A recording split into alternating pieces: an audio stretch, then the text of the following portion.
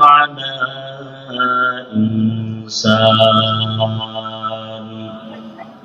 ونشهد أن لا إله إلا الله وحده لا شريك له لا ضد له ولا ند له ولا مثل له ونشهد أن سيدنا وسندنا وحبيب ربنا وطبيب قلوبنا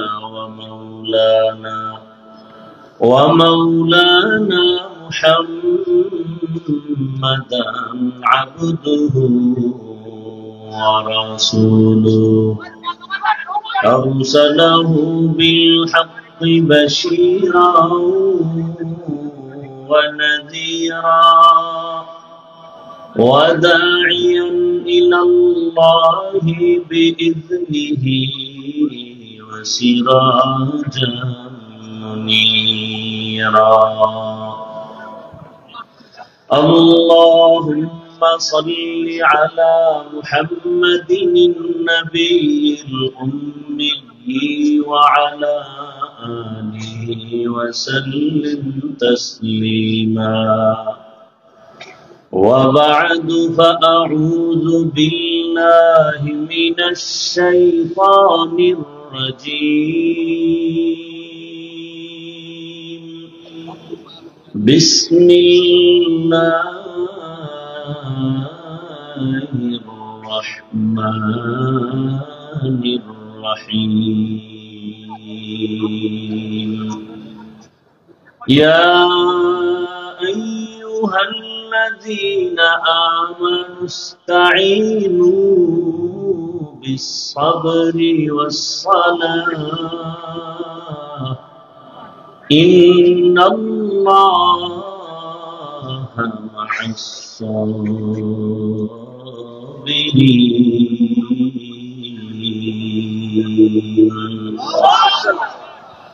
وقال رسول الله صلى الله عليه وآله وسلم من يرد الله به خيرا يصيب منه صدق الله مولانا العظيم وصدق رسوله النبي الأمي الكريم ونحن على ذلك من الشاهدين والشاكرين والذاكرين والحمد لله رب العالمين سبحانك لا علم لنا إلا ما علمتنا إنك أنت العليم الحكيم رب اشرح لي صدري ويسر لي أمري واحلل عقدة من لساني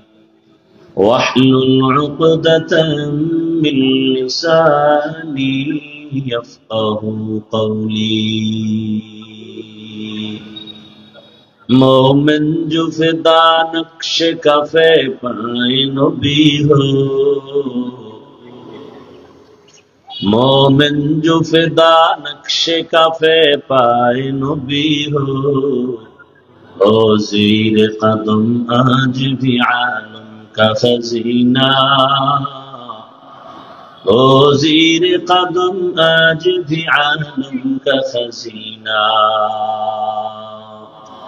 گر سنت نبوی کی کرے پیروی امت گر سنت نبوی کی کرے پیروی امت طوفان سے نکل جائے گا پھر اس کا سفینہ طوفان سے نکل جائے گا پھر اس کا سفینہ عاشق ہو برادر شہنشاہ دو عالم عاشق ہو برادر شہنشاہ دو عالم मिश्कों से ज्यादा मुबारक जिसका पसीना, मिश्कों से ज्यादा मुबारक जिसका पसीना, कर दिल में तड़प हो मेरे आका का जियारा, कर दिल में तड़प हो मेरे आका का जियारा, एक आन में आए नबी दिखला दे मदीना, एक आन में आए नबी दिखला दे मदीना, ला इलाहा इल्लल्लाह,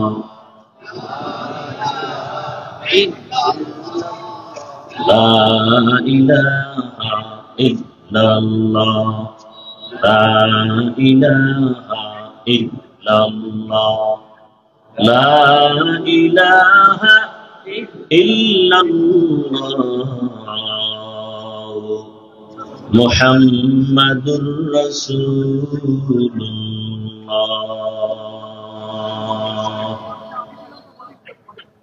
এই যে তোমাদের মাউথটা উপরে উঠাবো, সব একসাথে বেঁধে হইল। এটা যে একটু উপরে ভাঁজ করে উঠাবো, কোনো কায়দা নেই। এমন ভাবে এটারে স্টিল বানাই রাখছে।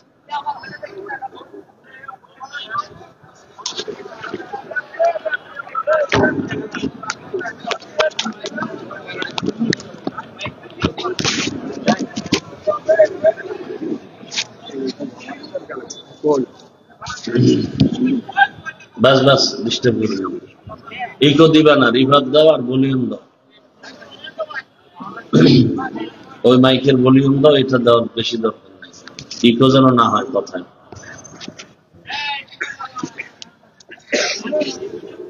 মহানদী সাইফুল উলুম কওমিয়া মাদ্রাসা ও এতিমখানার উদ্যোগে আয়োজিত বার্ষিক ওয়াজ মাহফিল 23 অক্টোবর 2025 মহানদী ফুটবল ময়দানে আয়োজিত মহতি এ মাহফিলে উপস্থিত মুহতারাম সম্মানিত সভাপতি আলহাজ মাওলানা মুজাম্মেল হক দামাত বারাকাতুহুম, অন্যান্য হযরত উলামায়ে কেরাম, অত্র অঞ্চলের বিভিন্ন স্থান থেকে আগত আল্লাহ পাকের আশিকিন, জাকিরিন, শাকিরিন, মুহিদ্দিন, মুরব্বিয়ান এজাম, কলিজার টুকরা আমার সমবয়সী যুবক বন্ধুগণ, স্নেহের ছোট ভাই, পর্দার আড়ালে মা বোনেরা, আল্লাহ পাকের দরবারে শুকর যে আল্লাহ পাক আমাদেরকে সুস্থ রেখেছেন, আলহামদুলিল্লাহ। জীবনের এক অমূল্য সম্পদের নাম সুস্থতা। টাকা পয়সা বাড়ি গাড়ি সব আপনার আছে, কিন্তু আপনি অসুস্থ, এই জীবনের কোনো মূল্য নাই। টাকা পয়সা বাড়ি গাড়ি তেমন নাই, কিন্তু আপনি সুস্থ, আপনার মতো সুখী কেউ নেই। আল্লাহ পাক আমাদের সুস্থতাকে দায়েমান কবুল করেন। দয়াময় আল্লাহ সুস্থতার জন্য মহা ঔষধ দিয়েছেন ফ্রি, এই সুস্থতাকে ধরে রাখার জন্য। কে দিয়েছেন ঔষধটা বলেন? কত টাকার বিনিময় বলেন? সত্য কথাটা সাপোর্ট দিবেন, সমর্থন দিবেন, মানেন আর না মানেন। দ্বিতীয়ত, আমি কিছু জিজ্ঞাসা করলেই মাত্র জবাব দিবেন, ঠান্ডা আওয়াজে, চিৎকার না। আর আমি জিজ্ঞাসা না করলে আপনার প্রশ্নের জবাব দেওয়ার প্রয়োজন নেই। মোবাইলওয়ালারা নিজেদেরকে একটু কন্ট্রোল করলে আশা করি বরকত পাবেন।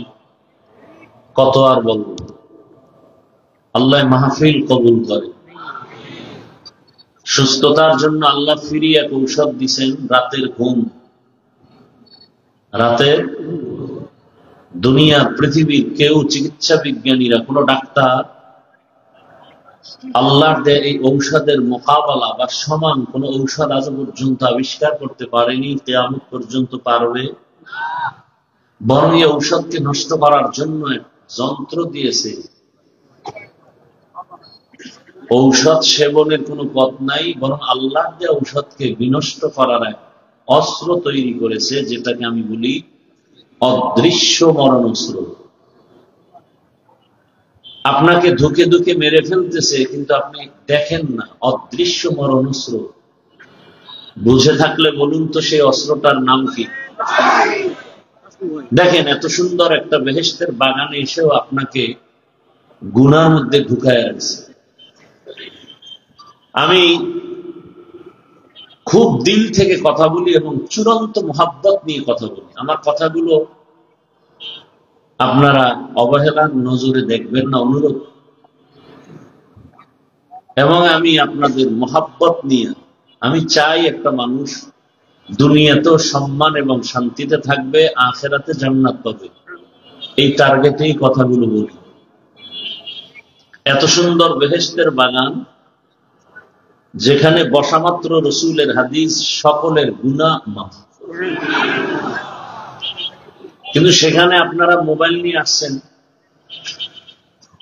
এসে আপনারা ছবি তুলতেছেন যেটা স্পষ্টত গুনাহ থেকে খালি না। তাহলে বসছেন বেহেশতের বাগানে, করতেছেন গুনাহ। এটাও একটা পরীক্ষা। এটাও কি?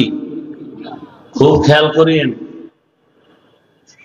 বাইতুল্লাহ একটা আল্লাহর ঘর, যেদিকে তাকাইলেই শুধু সওয়াব। কিন্তু পরীক্ষাটা কেমন একটু খেয়াল করেন তো। ডানে বামে সামনে পেছনে নারী নারী নারী, এর মধ্যে আমি তাওয়াফ করতেছি। খেয়াল করছেন? চতুর্মুখী নারীরাও তাওয়াফ করে, আমিও তাওয়াফ করি। হাজার কোটি বার প্রচেষ্টা চালালেও নারীদের থেকে আমি আলাদা হতে পারি না। অজান্তে একটু টাচ লেগে যায়।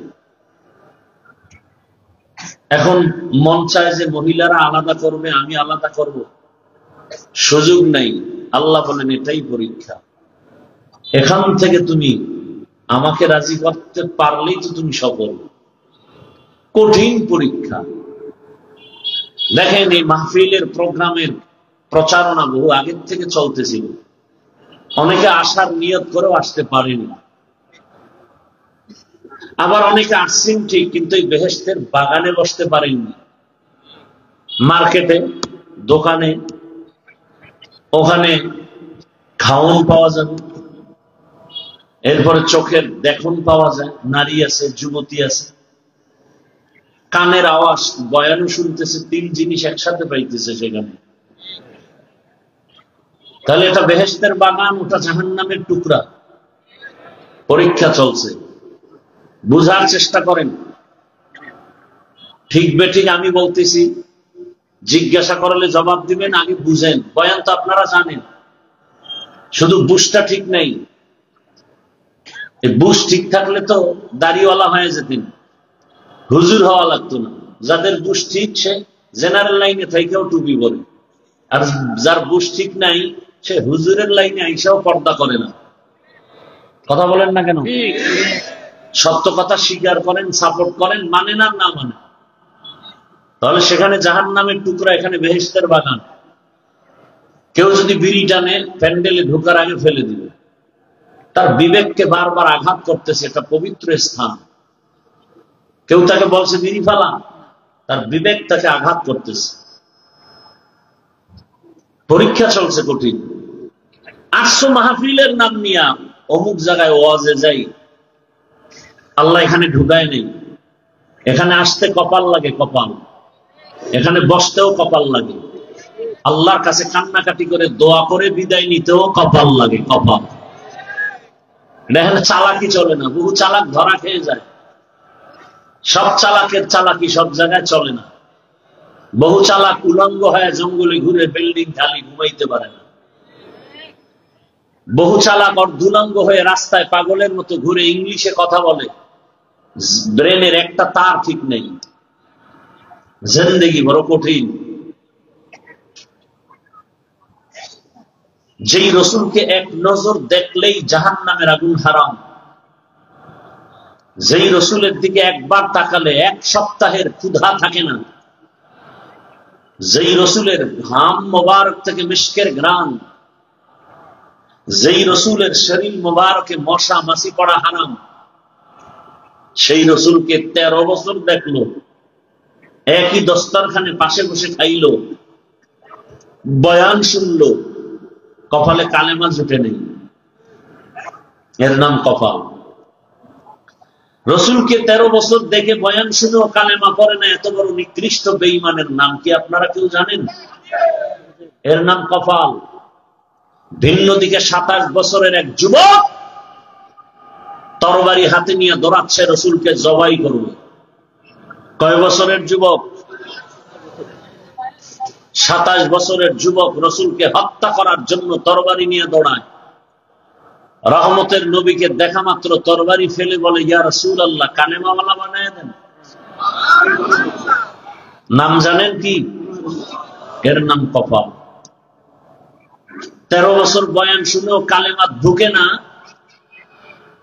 আর রসুলকে হত্যা করতে এসে কালেমাওয়ালা হয়ে গেছে। এর নাম কপাল। বাড়ির থেকে ওয়াজের নাম নিয়ে আসিয়াও বেহেশতের বাগানে বসতে পারে নাই, কপাল। আবার একদল বেহেশতের বাগানে বসছে ঠিক, কিন্তু বয়ানটা কলমে নিতে পারে না, মোবাইল দিয়া কলমের দরজা বন্ধ রাখছে, কপাল। আমি যা বলি ওভার 100 গ্রান্টেড কথা বলি, ফাউল কথা বলি না। বুঝার চেষ্টা করেন। যারা মোবাইল নিয়ে ব্যস্ত তাদের কলমের দরজা বন্ধ। বয়ান মোবাইলে ঢুকতেছে, কলমে ঢুকবে না। আপনি মানেন আর না মানেন জানার বিষয় না, বলার দায়িত্ব আমার। তাদের কলমের দরজা বন্ধ, কলমে বয়ান ঢুকবে না। সে মোবাইল নিয়ে ব্যস্ত, ছবিটা ঠিক মতো উঠলো কিনা ব্যস্ত, রেকর্ড ভালো হচ্ছে কিনা ব্যস্ত। এটাকে বলে অনাধিকার চর্চা করা, ব্যর্থ চেষ্টা যাকে বলে। এটা কোন চেষ্টা? ব্যর্থ, যে চেষ্টার সফলতা নেই। আপনারা অনেক জ্ঞানী শিক্ষিত, আমাকে জবাব দেন। আপনারা 200 হাত দূরে বসে মোবাইল নিয়ে ছবি তুলতেছেন, রেকর্ড করতেছেন, বিবেক দিয়ে জবাব দেন তো, আপনার রেকর্ডটা একুরেট, পিওর হচ্ছে? সত্য কথা বলেন। ছবিটা স্পষ্ট যাচ্ছে, বরং আপনার কাজটা নিখুঁত ভাবে মিডিয়াওয়ালারা করতেছে। বলেন না কেন? তা আপনি এখান থেকে সকালে ডাউনলোড করে নিলে হয় না? এতটুকু বুদ্ধি না থাকলে কচু গাছ খুঁজেন। আল্লাহ হেদায়েত দান করুন, আল্লাহ আমাকে হেদায়েত দান করুন। অনেকে ভাবতেছে হাফিজ ভাই এত রাত এই কথা শোনার জন্য তো আমরা অপেক্ষায় ছিলাম না। ওয়াজ করবেন, ওয়াজ। আমি ওয়াজ করার আগে ওয়াশ করতেছি, ওয়াশ। আগে ওয়াশ হবে, তারপরে ওয়াজ ঢুকবে, না হয় ঢুকবে না। যে মোবাইল নিয়ে কলমের দরজা বন্ধ করেছ, সারা রাত বয়ান করলে কি হবে? ফজর পড়ো নাই, জোহর পড়ো নাই, আসর পড়ো নাই, মাগরিব পড়ো নাই, এশা পড়ো নাই। মোনাজাতের পরে গুড়গুড় করে চলে যাবে, দরজা জানালা বন্ধ করে বাসায় গিয়ে সারা রাত মোবাইলে জেনা জেনা জেনা, চোখের জেনা, হাতের জেনা, জবানের জেনা, অন্তরের জেনা। ফজর পড়বা না, কি হবে কি বয়ান শুনে? বলো। আল্লাহ আমাকে হেদায়েত দান করুন। আপনাদের হেদায়েত লাগলে বলে নেন আল্লাহর কাছ থেকে। দোয়া কমায় দিছি অন্যের জন্য, কারণ দোয়া করলে মামলা খাই। মসজিদ কমিটির জন্য দোয়া করছি, চান্দা টান্দা দিছে, দান করছে, পরে শুনি কমিটি টাকা খাইয়া লাগছে। এলাকার মানুষ গরম, মসজিদেরও দোষ নাই, কমিটির দোষ নাই, দোয়া করছে হুজুরের, এই হুজুরের ধর, মামলা করতে হবে সেই হুজুরের বিরুদ্ধে। মগের মূল্য কয় ভাই আপনার দাওয়াত, বলে আলহামদুলিল্লাহ। আপনার বাড়ি? কয় নাউজুবিল্লাহ। আল্লাহ হেদায়েত দান করুন। তাহলে সুস্থতার জন্য আল্লাহ দিয়েছেন রাতের ঘুম, তবে পুরা রাত শরীরের ঔষধ নয়। রাতের প্রথম অংশের ঘুম শরীরের জন্য ঔষধ নয়, শেষ রাতের ঘুম শরীরের ঔষধ নয়, মধ্যরাতের ঘুম শরীরের মহা ঔষধ। এজন্য রহমতের নবী এশার নামাজ আনতে ঘুমিয়ে পড়তেন, শেষ রাতে উঠে আল্লাহর সাথে কথা বলতেন। দৈনন্দিন কতবার আজান দেয়া হয় আপনারা জানা থাকলে একটু বলেন। আজান 5 বেলার আজানের সিস্টেম, লফজ, বাক্য কি একই? ব্যবধান আছে? কোন আজানে ব্যবধান আছে? কি ব্যবধান? অর্থ কি? ঘুমের চেয়ে নামাজ ভালো, আর তুমি ঘুমাইও না, ঠিক মতো পড়িলে নামাজ জান্নাত তোমার ঠিকানা। পশু পাখি কীট পতঙ্গ কেউ ঘুমিয়ে রইল না, মানুষ হয়ে ঘুমিয়ে থাকা ঠিক তো মোদের হবে না। আহাতে মন কঠিন দিনেতে নামাজ তোমায় ভুলবে না, ঠিক মতো পড়িলে নামাজ জান্নাত তোমার ঠিকানা। আমার প্রাণের ভাই বোনেরা জলদি করে উঠে যাও, ওযু করে তাড়াতাড়ি নামাজ পড়তে লেগে যাও। আহা নবী বেনামাজির শাফাআত করিবেন না, ঠিক মতো পড়িলে নামাজ জান্নাত তোমার ঠিকানা। ঘুমের চেয়ে নামাজ ভালো আর তুমি ঘুমাইও না, ঠিক মতো পড়িলে নামাজ জান্নাত তোমার ঠিকানা। মাগরিবের আজানে কেন বলা হলো না ঘুম থেকে নামাজ ভালো?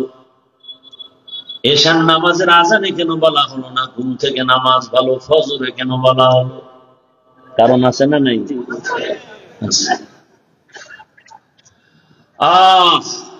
আমরা সবাই সুস্থ থাকতে চাই বলে কি পরিমাণ বলে ওভার 100 অল টাইম, কিন্তু সুস্থ যে কিভাবে থাকবো কি কাজ করলে সেটা তো করি না, বরং অসুস্থ হওয়ার কাজ নিয়ে প্রতিযোগিতা করি। মানুষের শারীরিক, মানসিক, জৈবিক যত রাস্তা আছে সব রাস্তাকে অসুস্থ করার একমাত্র যন্ত্র অদৃশ্য মরণাস্ত্র মোবাইল। হার্ট দুর্বল, ব্রেন দুর্বল, লেখাপড়া দুর্বল, চরিত্র দুর্বল, চোখের পাওয়ার দুর্বল, কানের পাওয়ার দুর্বল। তোমাকে পঙ্গু বানাচ্ছে মোবাইল, খবর নাই, বরং তুমি এটাকে এত আপন করেছো রক্তের থেকেও বেশি। মাকে তুমি ডিলেট করতে পারো, মোবাইল করবা না। বহু সন্তান এই মোবাইল মোবাইল করে মায়ের সাথে বেয়াদবি করে, বাবার সাথে বেয়াদবি করে, বাপ চাই না, মা চাই না, মোবাইল চাই। শিক্ষকের সাথে বেয়াদবি করে। আর অনেক আব্বা আম্মা আছে সন্তানগুলোকেও এতটা রশি ঢিল দিয়ে দিয়েছে, এক সময় কান্না করেও সেই মাসুল আর দিতে পারেন। আল্লাহ হেদায়াত দান করুন। যাদের আয়োজনে আজকের এই সুন্দর প্রোগ্রাম এবং আল্লাহ আমাদেরকে বাছাই করে যাদেরকে এখানে নিয়ে আসছেন, আল্লাহর বড় দয়া। আর একবার শুকর আদায় করি আলহামদুলিল্লাহ। দরুদ ও সালাম সৈয়দুল মুরসালিন রাহমাতুল লিল আলামিন শফিউল মুজনিবিন খাতামুন নবিয়্যিন সৈয়দুস সাকালাইন ইমামুল মুরসালিন শফিউ আযম রাসূল আকরাম রাহমাত আলাম নবিয়ুল আরব আল আজম হাবিব কিবরিয়া আশরাফুল আম্বিয়া সৈয়দুল আম্বিয়া शफीअ महशर साक़ी कौसर आक़ाए नामदार मदीना का ताजदार आफ़ताब नबूवत फ़ख्र मौजूदात सय्यदुल मखलूक़ात हज़रत मुहम्मदुर रसूलुल्लाह। नबीजिर नामे दरूद पढ़ले गुनाह है ना सवाब? মনে চায় বলতে, কিন্তু আপনারা তো আমল করবেন না, এই জন্য আবার বাধা আসতেছে। কারণ ভালোবাসা নিয়ে বসছি তো। কেমন ভালোবাসা? যদি কেউ বলে নিচে নেমে পাও ধর, তাহলে আমি নবীর আদর্শ মানবো। আমি এখন নিচে নেমে আস, তোমার পাও ধরার। এতটুকু দিলের ভালোবাসা নিয়ে কথা বলতেছি। ও যুবক বাবারা, এমন কপাল নিয়ে কি তুমি দুনিয়াতে আসছো যে জীবনভর শুধু অন্যের ক্ষতি করে যাবা? তোমার দ্বারা জীবনে কেউ উপকার হতে পারবে না। তোমার কপাল এত খারাপ। জানি না ওমরের কপালওয়ালা কারা আর আবু জাহালের মতো কপালওয়ালা কারা। মুনাজাত পর্যন্ত দেখতে থাকবো কার কপাল ভালো কার কপাল খারাপ, দেখা যাবে।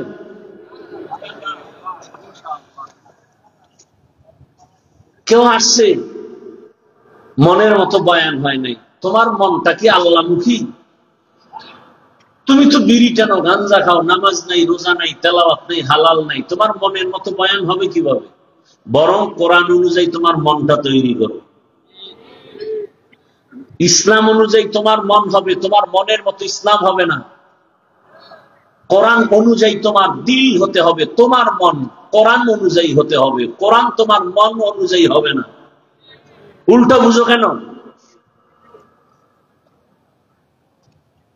অনুরোধ থাকবে, ইশারায় বলছি বুঝেন নাই, খোলা মেলাই বলি, মোনাজাত পর্যন্ত উঠবেন না, রাত্র অনেক হয়ে গেছে, এতদূর প্রোগ্রাম নিতে চাই না, কষ্ট হয় অনেক, এমনিই তো কষ্ট করি, এই বয়সে আমার মতো কষ্ট কে করে? আল্লাহু আলাম, আল্লাহ জানেন। 12 মাস কি এর রৌদ্র আর বৃষ্টি, ফজরের পরে, জোহরের পরে, আসরের পরে, মাগরিবের পরে, এশার পরে, মিলে সারা রাত, 12 মাস। একটা মাস বাদ নাই যেদিন আমার প্রোগ্রাম থাকে না। এই জন্য বহুত দূর, তারপর আসছি। চিন্তা করি মানুষ কত কষ্ট করে, মহব্বত করে দিনের জন্য, টাকা পাবে না, খানা পাবে না, বসার বিছানা ভালো না, আসছে পকেটের টাকা ব্যয় করে। দুনিয়ার কোন নেতা খাতারা ডাকলে তো ফ্রি গাড়ি দিত, ভাড়া দিত, নাস্তা দিত, আর এখানে তো আসছে সব কষ্ট করে। আমি একটু কষ্ট করলে যদি দিনের উপকার হয়, আমি কষ্ট নিজে স্বীকার করে আসছি। অথবা আপনারা আমাকে একটু কথা বলার সুযোগ দিলে আমি বলবো, আর সেটা আমি তখনই আমি আনন্দে কথা বলার সুযোগ পাবো যদি আপনারা অধীর আগ্রহে আমার জন্য দোয়া করেন এবং চুপচাপ থাকেন। উঠা বসা করলে বক্তব্য টক্তব্য সব কিছু খতম, শুধু দোয়া করবো, মোনাজাত দেব, হাত দুইটা উঠাবো আর দোয়া হয়ে যাবে। এখন সে হাতটা উপরে উঠাবো আপনাদের ইশারাতে, যদি দেখি না শুনতেছেন আলহামদুলিল্লাহ, আর যদি দেখি না ব্যারাম বিড়ির নেশায় দৌড় মারছে, আর বসতে পারে না, ওর কপাল খারাপ, এতগুলো মানুষ নিয়ে মা বাবার জন্য দোয়া করা, এটা তো কপালের বিষয়। এত সুন্দর জায়গা আল্লাহ নিয়ে আসছেন, কিন্তু শয়তানের সাথে একটু যুদ্ধ করে যে দোয়াটা করে যাবেন, এটা হয় না, তো কপাল। আল্লাহ শেষ দোয়া করে যাওয়ার আমাদেরকে তৌফিক দান করেন। যেটা চাইছিলাম বলার জন্য বলবো, মানবেন কিনা আমাকে আগে বলতে হবে, চেষ্টা করবেন ইনশাআল্লাহ। আচ্ছা, আপনারা আমাকে বলেন তো, আপনার দিল থেকে আপনি এটা চান কিনা যে যেখানে যাবেন সেখানেই আপনার সম্মান হবে, সবাই সম্মান করবে? সবাই চান? তাহলে আমলটা দিয়ে গেলাম, করবেন কিনা জানি না, বলে গেলাম, তবে করবেন কি আশাই বলতেছি।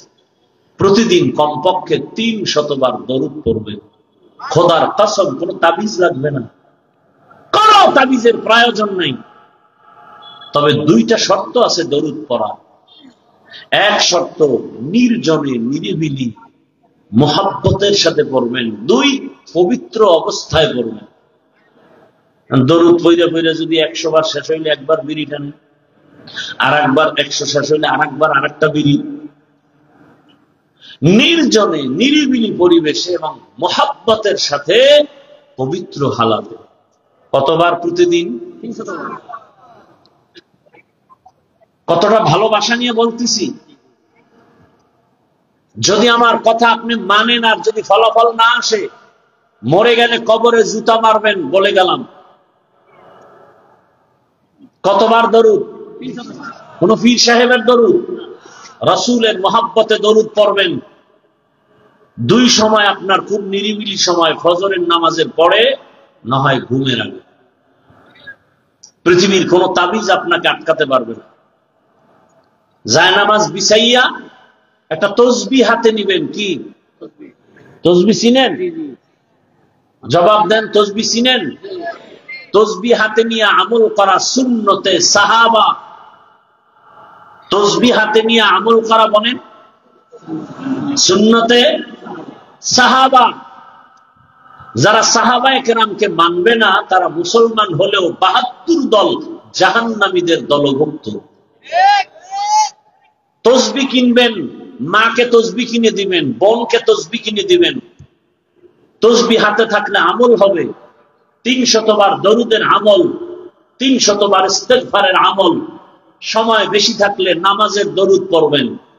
300 বার প্রতিদিন দরুদ পড়ে ওযু অবস্থায় বিছানায় কিবলার দিকে চেহারাটা ঘুরায় ঘুমিয়ে পড়বেন। ইনশাআল্লাহ দরুদের বরকতে রাসূলের সাথে ঘুমের মধ্যে মোলাকাত হয়ে যাবে।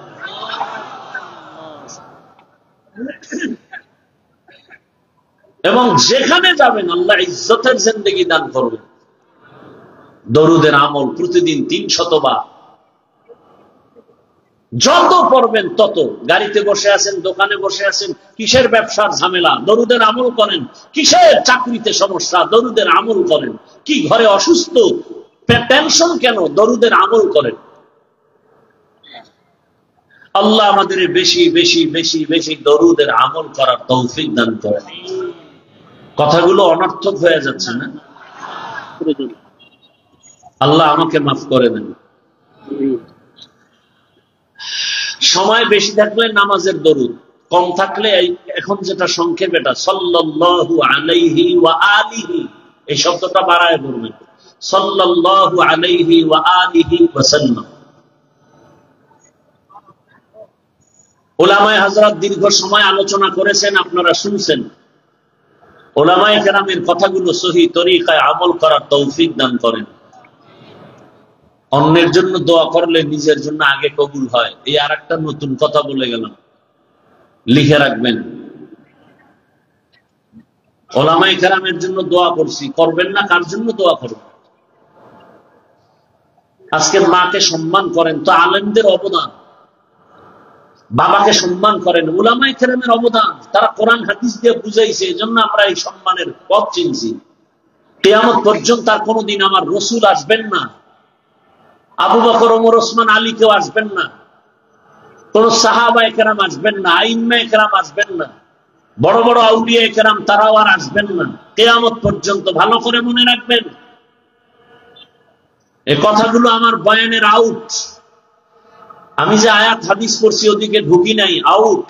কিন্তু কথাগুলো কি পরিমাণ ওজনওয়ালা এবং কি পরিমাণ গুরুত্বপূর্ণ, ভালো করে মনে রাখবেন।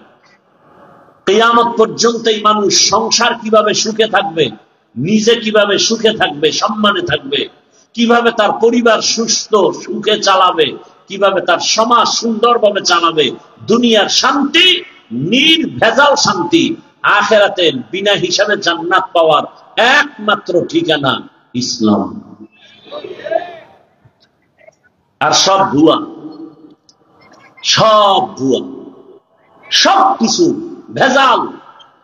মানুষের জীবনের দুনিয়া আখিরাতের একমাত্র শান্তির ঠিকানা ইসলাম। মানুষকে সেই ইসলামের মাধ্যমে বুঝাবে একমাত্র উলামায়ে কেরাম। এ জাতি আর নবী পাবে না, এই জাতি আর কোনদিন কিয়ামতের আগে আবু বকর পাবে না, ওমর পাবে না।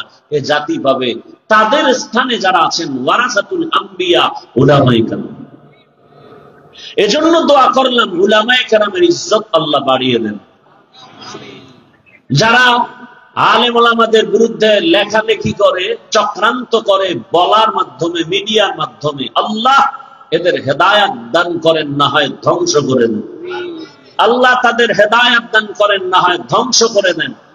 আল্লাহ তাদের হেদায়াত দান করেন, না হয় খুব তাড়াতাড়ি ধ্বংস করে দেন। কারণ আলেমের দুশ্মন ও ইসলামের দুশ্মন। আল্লাহ বুঝার তৌফিক দান করেন। অন্যের জন্য দোয়া করলে নিজের জন্য আগে কবুল হয়।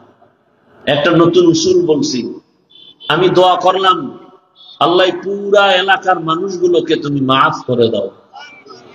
আল্লাহ একজন ফেরেশতা পাঠিয়ে দিয়েছেন, এই যাও তো ওই বান্দা কার জন্য দোয়া করলো। ফেরেশতা বলে, আল্লাহ এই বান্দা এলাকার সমস্ত মানুষের জন্য দোয়া করলো। কি দোয়া? সমস্ত মানুষের গুনাহ মাফ চাইছে। নিজের জন্য চায় নাই, বলে না। আল্লাহ বলে, ফেরেশতা সাক্ষী থাক, সকলকে ক্ষমার আগে ওকে আমি আগে ক্ষমা করে দিলাম। আমরা তো অন্যের জন্য দোয়া করতে চাই না, মনে করি আগে কম পাবো। হ্যাঁ, জুমার দিন ইমাম সাহেবরে এক এলাকার ভদ্রলোক দোয়ায় বলছে, হুজুর আমার আব্বার জন্য দোয়া করবেন। নিয়ত করছে 500 টাকা হাদিয়া দিবে। ইমাম সাহেব নামাজের ভিতরে, দোয়ার ভিতরে আরো 4 জনের নাম বলছে। মোনাজাতের ভিতরে ওনার মেজাজ গরম হয়ে গেছে, আমার বাবার দোয়াটা সাইডে ভাগ হয়ে গেল, মন খারাপ হয়ে গেছে। 500 টাকা দিবে না 100 টাকা দিবে। দেওয়ার সময় পাওয়ার কি, মন খুব কষ্ট ভরা, বেজার। 100 টাকা দিয়ে নেন হুজুর, এমনই করেন। আর একদল মূর্খ দেখছি, এরা দোয়া করছে ঠিক, কিন্তু বলে হুজুর আমার আব্বার নাম যে কইলেন না, ভুলে যদি আল্লাহ দোয়াটা আর এক গ্রামে দিয়ে দেয়, এরকম মূর্খ আছে না নাই? দেখেন না জানাজার ময়দানে বহু মূর্খ বলে হুজুর কি জানাজার বাংলা নিয়ত কম, আছে না নাই? আমার রসুল কি বাংলা বুঝেন? তাহলে বাংলা নিয়ত পাইলেন কই? আল্লাহ আমাদের সবাইকে সহি সমঝ দান করেন। অনেক কথা বলে ফেলেছি, এবার ঢুকি আমার নির্দিষ্ট আলোচনার মধ্যে। উঠা বসা করলেই দোয়া করে ফেলব, সোজা কথা, কোনো পেশ নেই। কারণ কষ্ট করে আসছি, সীমাহীন। আপনার এক রাত, আমার তো সারা জিন্দেগি। তো আপনাদের মহব্বতে আসছি, আপনি মূল্যায়ন করবেন না তো আমার আপনাকে জোর করে বয়ান শোনানোর দরকার কি? চলে যাই, কালকে জুমা, আর রাত্রটাও তো বরকতের রাত, জুমার রাত বড় বরকতি রাত। আমি যে আয়াত হাদিস পড়েছি, ইখলাস রুহানিয়তের সমন্বয়, সহি নিয়তে, সহি তরিকায়, সহি কিছু কথা বলতে পারি, আপনারা শুনতে পারেন, সে তৌফিক আমার আল্লাহ আমাদেরকে দান করুন। আয়াতের তর্জমা এবং হাদিসের তর্জমাটা আগে বলি, তারপরে কিছু ব্যাখ্যা। ইয়া আইয়ুহাল্লাযীনা আমানুস্তাঈনু বিস-সাবরি ওয়াস-সালাহ, হে মুমিন তোমরা আমি আল্লাহর কাছে সাহায্য প্রার্থনা করো সবর ও সালাতের মাধ্যমে। ইন্নাল্লাহা মা'আস-সাবিরিন, নিশ্চিত আমি আল্লাহ সাবিরিনদের সাথেই থাকি। রহমতের নবী বলেন, মান ইউরিদিল্লাহু বিহি খাইরান ইউসিব মিন, আল্লাহ যাকে ভালোবাসেন, বেশি মহব্বত করেন, নবীজি বলেন আল্লাহ তাকে মুসিবত দিয়া পরীক্ষা নিবেন। তরজমা শেষ, এবার ব্যাখ্যা। হাদিসের উপরে কিছু কথা, এরপরে আয়াত নিয়ে আলোচনা করব। হাদিসে বললেন কি রসুল, আল্লাহ যাকে ভালোবাসেন, মুহাব্বত করেন, কল্যাণ চান, তাকে মুসিবত দিয়া পরীক্ষা নিবেন। এটা কেমন কথা? দুনিয়াতে যে যাকে ভালোবাসে তাকে আগে পরীক্ষা করে। বিয়া করবেন একজন, 10 বাড়ির মাইয়া দেখছেন কেন? কি নাকি এই নিয়ম আপনাদের দেশে নাই? বিয়া করবে এক মেয়েকে, দেখছে কয়টা? 10টা। ভালো করে খবর নিছে আবার তলে তলে। আমি যেই মেয়েটাকে বিবাহ করব তার মা ভালো নি, বংশ ভালো নি, সাইড কালেকশন আসেনি। তার কেন? তাই আমি যাকে জীবন দিয়া ভালোবাসবো তাকে পরীক্ষা ছাড়া আমি নিব কেন? আল্লাহ বলেন আমি জিন সৃষ্টি করেছি আগুনের দ্বারা, নূরের দ্বারা ফেরেশতা বানাইছি, মাটি দ্বারা মানুষ সৃষ্টি করেছি। আমি আল্লাহ মানুষের সর্বশ্রেষ্ঠ মর্যাদা দান করেছি। আমি আল্লাহ পরীক্ষার জন্য জমিনে পাঠাবো। জিনও কিন্তু জমিনে পাঠায় টেস্ট করেছি, ফেরেশতাকেও জমিনে পাঠায় দেখছি সব ঝামেলা করে। আমি জমিনে মানুষ পাঠাবো এবং আমি পরীক্ষা করে যাচাই করে দেখবো কারা আমার মোহাব্বতের বন্ধনে আবদ্ধ হয়ে কে টিকে, কে আবার ফেল করে। দুনিয়াটাই পরীক্ষার হল। পরীক্ষা মানি একটা মুসিবত। আল্লাহ পাক আয়াতের পরে বলেন আমি 5টা জিনিসের দ্বারা পরীক্ষা নিব। ওয়ালানাবলুওয়ান্নাকুম বিশাইইম মিনাল খাউফি ওয়াল জু'i ওয়া নাকসিম মিনাল আমওয়ালি ওয়াল আনফুসি ওয়াস সামারাত ওয়া বাশশিরিস সাবিরিন।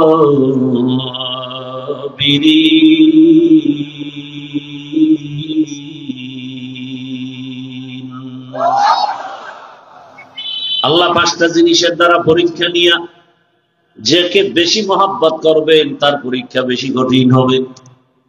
আল্লাহ বেশি মহব্বত করেন ঈমানওয়ালাদের, মানুষের মধ্যে যারা ঈমানওয়ালা, আবার ঈমানওয়ালাদের ভেতর আল্লাহ তাদেরকে বেশি মহব্বত করেন যারা ঈমানের সাথে আমল করে। আবার ঈমান ও আমলওয়ালাদের মধ্যে আল্লাহর কাছে আরো বেশি প্রিয় তারা যারা আমল আর ঈমানের মধ্যে তাকওয়া আছে, তাকওয়া, শিরিকের কোনো গন্ধ নাই। গোটা দুনিয়ার ভিতরে তাকওয়ার মানদণ্ডে শ্রেষ্ঠ, আল্লাহর প্রিয় মহব্বতের যারা, তারা হলেন আম্বিয়ায়ে কেরাম। আর সব নবী রাসূলের মধ্যে শ্রেষ্ঠ রাহমাতুল লিল আলামিন। আর উম্মতের মধ্যে আমরা আখিরি নবীর উম্মত, আল্লাহর কাছে বড় প্রিয়। আল্লাহ তাআলা বলেন, আমি পরীক্ষা নিব মুসিবতের দ্বারা, আর এই পরীক্ষায় যদি পাস করতে চাও, এক পুঁজি লাগবে, যে পুঁজি না থাকলে পাস করা যাবে না। ওই পুঁজির নাম হলো ধৈর্য। যাদের ধৈর্য নাই তারা কোনোদিন কামিয়াব হতে পারবে না।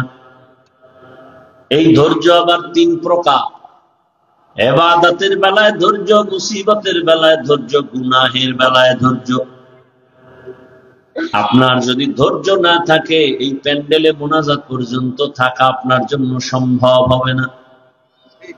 যাদের ধৈর্য আছে তারাই থাকবেন। ধৈর্য যদি থাকে সে বয়ান শুনতে পারে, ধৈর্য না থাকলে পারে না। ইবাদতের বেলায় ধৈর্য, মুসিবতের বেলায় ধৈর্য, গুনাহের বেলায় ধৈর্য। এই ধৈর্য বড় দামি এক সম্পদ। স্বামী আর স্ত্রী বড় ভালোবাসার জিন্দেগি পরিচালনা করতেছে।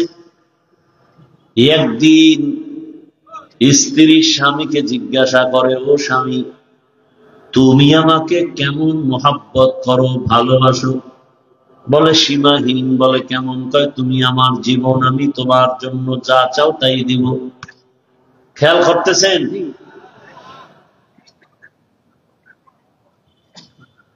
হ্যাঁ, স্ত্রী বলে যা চাইবো তাই দিবা? বলে হ্যাঁ তাই দিব। স্ত্রীও একেবারে সাধারণ মানুষ না, খুব ধর্মের জ্ঞান ট্যান আছে, ধৈর্য আছে। বারবার স্বামীকে বলে যা চাইবো দিবা? দিব, চাওয়া মাত্র দিব। বলে বুঝা খাও? হ্যাঁ বুঝা দিছি। ওয়াদা? বলে ওয়াদা। স্ত্রী পরীক্ষামূলক বলে আমাকে 3 তালাক দিয়ে দাও। স্বামীর মাথা ঠিক আছে, গরম হয়ে গেছে। বললা কি? কই না ওয়াদা করল, যা চাইবো তাই দিবা, দাও, তালাক দাও। স্ত্রীর কথা শুই না স্বামী বলে, কল্লা যেতে পারে, তালাক তোমাকে দিব না, কারণ তোমার মতো একটা আবেদা স্ত্রী পেয়ে আমার জীবন বড় ধন্য। দুইজনের মধ্যে একটু বাক বিতণ্ডার সমাধানের জন্য জামানার নবীর দরবারে রওনা।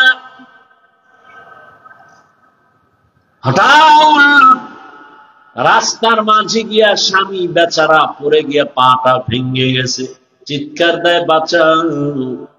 স্ত্রী হাত ধরে বলে এত কাঁদো কেন? বলে পা ভেঙে গেল। এবার আল্লাহর বান্দি বলে, নবীজি দরবারে যাওয়ার প্রয়োজন নেই, চলো আমরা উল্টা বাড়ির পথে চলো। বাড়ির মধ্যে যাইয়া স্ত্রী ডাক দিয়া বলে, স্বামী আমারে দয়া করে মাফ করে দেও, আমার কথা আমি উদ্ধ করে নিলাম, তালাক চাই না। স্বামী ডাক দিয়া কয়, বিবি আমার, নুজহাতুল মাজালিস নামক কিতাবে ধৈর্যের বয়ানের মধ্যে ঘটনাটা পাওয়া গেছে। ও বিবি, তালাক চাইলা কেন? আবার তুমি তালাক ফিরাইয়া নিলা কেন? তোমার কথা। বলে শোনো স্বামী, তুমি রাসূলের হাদিস কি শোনো নাই? রহমতের নবী বলছেন, আল্লাহ যাকে বেশি ভালোবাসবেন মুসিবত দিয়া পরীক্ষা নিবেন। আমি তোমার ঘরে যত বছর সংসার করেছি, একটা মুসিবত তোমার ঘরের মধ্যে আমি দেখি নাই। কোনদিন তুমি মুসিবতে পড়ে আহ শব্দ বলো নাই। আমি বুঝলাম যেখানে মুসিবত নাই সেখানে রহমত নাই, যেখানে রহমত নাই সেখানে আমিও থাকতে চাই না, তালাক চেয়েছি। হঠাৎ রাস্তার মাঝে গিয়ে তুমি পড়ে গেছো, তোমার পা ভেঙ্গে তুমি চোখের পানি ছেড়ে কান্না করেছ। মুসিবত, আমি বুঝতে পেরেছি রহমত নাজিল হয়েছে। মুসিবত আসছে, যেখানে মুসিবত আছে সেখানে রহমত আছে, আর যেখানে রহমত আছে আমিও সেখানে আছি। या इलाही मुझसे मुझको दूर कर, ताकि देखो मुझ में तुझको एक नजर। या इलाही तू मेरा माबूद है, या इलाही तू मेरा माशूक है। আল্লাহ যাকে বেশি ভালোবাসবেন তাকে মুসিবত দিয়ে পরীক্ষা নিবেন। অন্য হাদিসের মধ্যে নবী বলেন, দুনিয়া সিজনুল মুমিন ওয়া জান্নাতুল কাফির। দুনিয়াটা মুমিনের জন্য জেলখানা, বেঈমানের জন্য শান্তির জায়গা, বালাখানা। যত শান্তি দুনিয়ায়, মুমিন কখনো শান্তি পাবে না। বেঈমান শান্তি পাবে দুনিয়ায়, মরার পরে অশান্তি শুরু হবে, শেষ হবে না।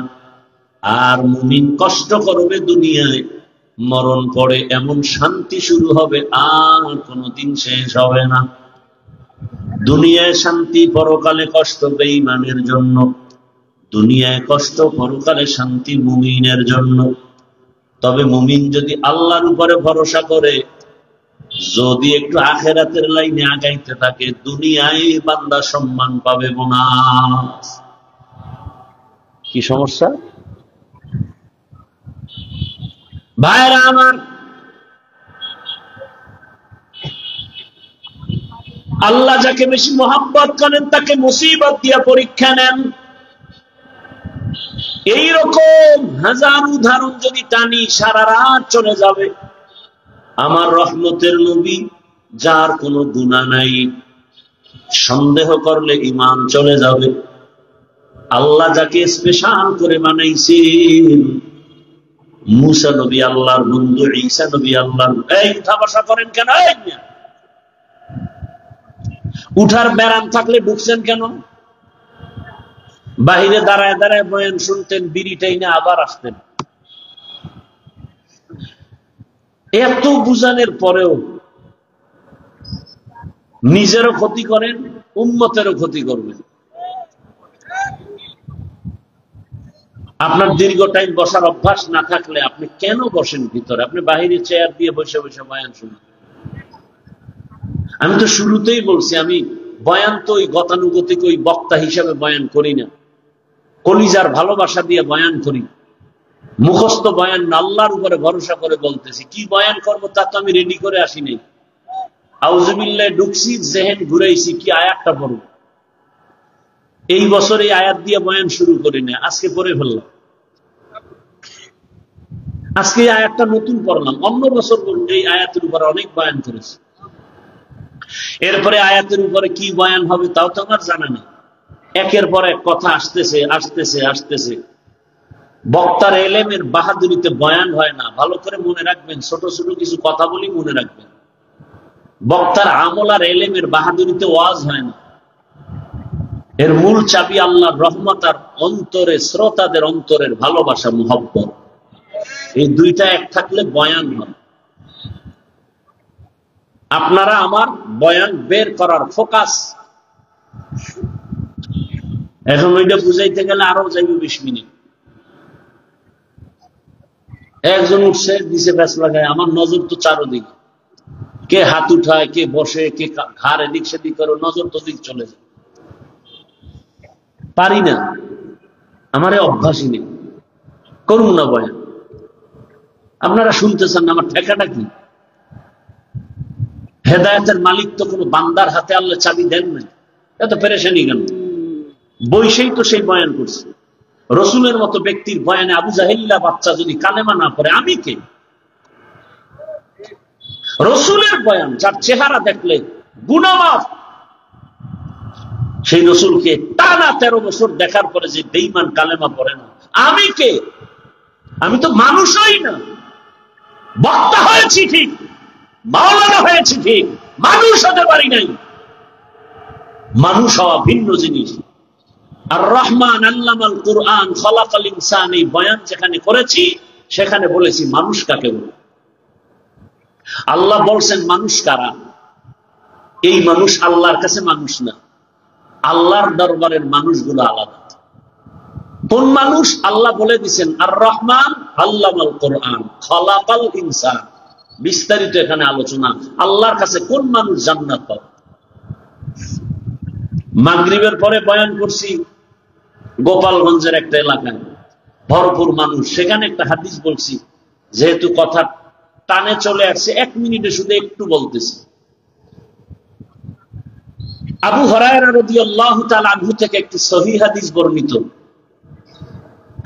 হাদিসের হাও জানে না, সহিহ হলে এলাপায়। রাসূল কোনদিন বলে যান না এই হাদিস সহিহ, এটা সহিহ না। এটা বর্ণনাকারী মুহাদ্দিসিনে কেরাম তাদের মতামত। রাসূল যদি একটা ছোট্ট বিন্দু কথা বলেন, সেটাও আমার কাছে 7 আসমান 7 জমিন থেকেও দাম। সেই ভালোবাসা থাকতে হবে রাসূলের প্রতি। আবু হুরায়রা বলেন, কিয়ামতের দিন 3 জন ব্যক্তি সবার আগে জাহান্নামে ঢুকবে। সবার আগে 3 জন। 3 জন মানে 3 দল। কয় দল? 3 দল। কিন্তু ব্যক্তি হিসাবে উল্লেখ 3 জন। কেমন 3 জন? দুনিয়ার সব জ্ঞানীরা বলবে এরা 3 জন জান্নাত যাবে বিনা হিসাবে। কিন্তু আবু হুরায়রা বলেন, রাসূল বলেছেন 3 জন সবার আগে জাহান্নামে ঢুকবে। আবু হুরায়রা এই হাদিসটা বলতে গিয়া একজন সাহাবীকে শুনাইতে গিয়া 3 বার বেহুশ হয়ে গেছে। কয়বার? 3 বার বেহুশ হয়ে গেছেন। সেই 3 ব্যক্তিকে দুনিয়ার জ্ঞানীরা বলে তারা বিনা হিসাবে জান্নাতি, আর আল্লাহ বলবে শিকল লাগায় জাহান্নামে ঢুকা। এর মধ্যে প্রথম ব্যক্তি যুদ্ধের ময়দানের গলা কাটা শহীদ, যে ইসলামের ময়দানে কাফেরের মোকাবেলায় যুদ্ধ করে শহীদ, আল্লাহ তাকে বলবে জাহান্নামে ঢুকা। দ্বিতীয় আমার মতো মাওলানা, আল্লাহ বলবে এই মাওলানা দিকে, দুনিয়ার মানুষ তোর বয়ান শুনছে, তোরে এলেম দিছিলাম, কি করছো? আল্লাহ এই যে ওয়াজ করছি, দাওয়াত দিছিলাম, মানুষ তো তাই জানে, আমি তো ভিতরেরটা জানি। মানুষ তো তোর উপরেরটা জানে, আমি তো ভেতরেরটা জানি। তোরে আল্লামা না লেখলে মনে কষ্ট পাইতি, কেউ জানতো না, আমি জানি।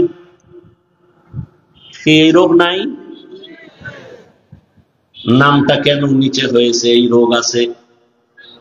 নাম কেন ছোট হলো, বড় হলো না?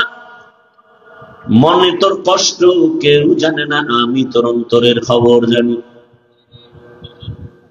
আরো কথা বলার সুযোগ নাই। আল্লাহ বলবে এই জাহান্নামের ফেরেশতা ধর এই মাওলানারে, জাহান্নামের ভেতরে ঢুকা। শহীদেরও জাহান্নামে, মাওলানাও জাহান্নামে। 3 নাম্বার ব্যক্তি হবে যারা মাদ্রাসা মসজিদে দান সৎকা করে, কইবে ধর এই বহু ফকিন্নির মাঝে তোরে টাকাওয়ালা বানাইছি, করছো কি? আল্লাহ মাদ্রাসা মসজিদ কেন করছো? কয় দিনের জন্য। হ্যাঁ, মানুষ জানে দিনের জন্য, কিন্তু আমি ভিতরেরটা জানি। 50,000 টাকা দান কইরা চায়ের দোকানে চাপাবাজি করছো, পুরা মসজিদ তুই কইরা দিস। তোর নামে আলহাজ না লাগাইলে মাথা গরম। দান করার পরে তোকে মারহাবা না বলার কারণে তোর মেজাজ গরম, পারো না, টাকা ফিরাই নিয়ে যাও। জাহান্নামের ফেরেশতাই নাফরমানের ধর, জাহান্নামের শিকল লাগায় জাহান্নামে নাও। ও আমার প্রিয় বাবারা, যুবক, পর্দার আড়ালের মা বোনেরা, বৃদ্ধ বাবাজিরা, শহীদের হালাত যদি এমন হয়, মাওলানাদের হালাত যদি এমন হয়, মাদ্রাসা মসজিদ করনেওয়ালা দানবীরের হালাত যদি এমন হয়, একটু 1 মিনিট চিন্তা করেন আপনার আমার উপায় কি হবে। জিন্দেগি মে বন্দগি তু করনা হে, जिंदगी में बंदगी तू करना है, जिंदगी में बंदगी शर्मिंदा है, जिंदगी में बंदगी शर्मिंदा बंदा है। दुनिया में हो दुनिया का तलबगार न हो, बाजार से गुजर हो खरीदार न हो। ये दुनिया एक मिसल कागज फूल है, ये दुनिया एक मिसल कागज फूल है। जिंदगी में बंदगी तू करना है, जिंदगी में बंदगी शर्मिंदा है, जिंदगी में बंदगी शर्मिंदा है। जिंदगी में बंदगी कुन बंदगी, बंदगी बे जिंदगी शर्मिंदगी। ভাইরা আমার, বলার সময় কই আল্লাহ তাআলা বলেন, আমি চাই না আমার আদরের কোন বান্দা বান্দি জাহান্নামে যাবে। আল্লাহ কখনোই চান না কেউ জাহান্নামে যাবে। আল্লাহ চান না হিন্দুরা জাহান্নামে যাক, খ্রিস্টানেরা জাহান্নামে যাক, ইহুদিরা জাহান্নামে যাক। আল্লাহ মোটেই চান না।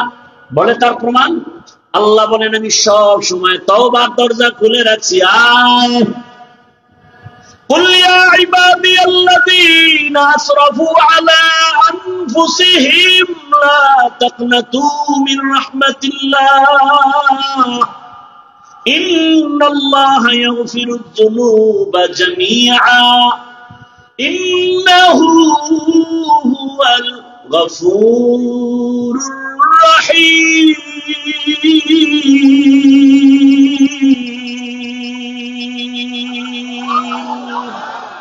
बरतावकुल मीको मीहर सुबह शाम मीरसाना दरिस्ते तू अज़ला मकाम जुज़बा हक़ची से मखाज इंसुजा फज़ले उआ मस्ते दर जुमला जहां।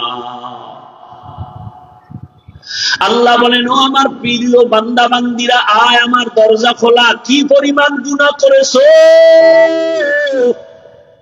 বান্দা বলে 40 বছরের গুনাহ তো বিশাল, হিমালয় পাহাড়ও ছাড়াই গেছে আমার গুনার এত বড় স্তূপ।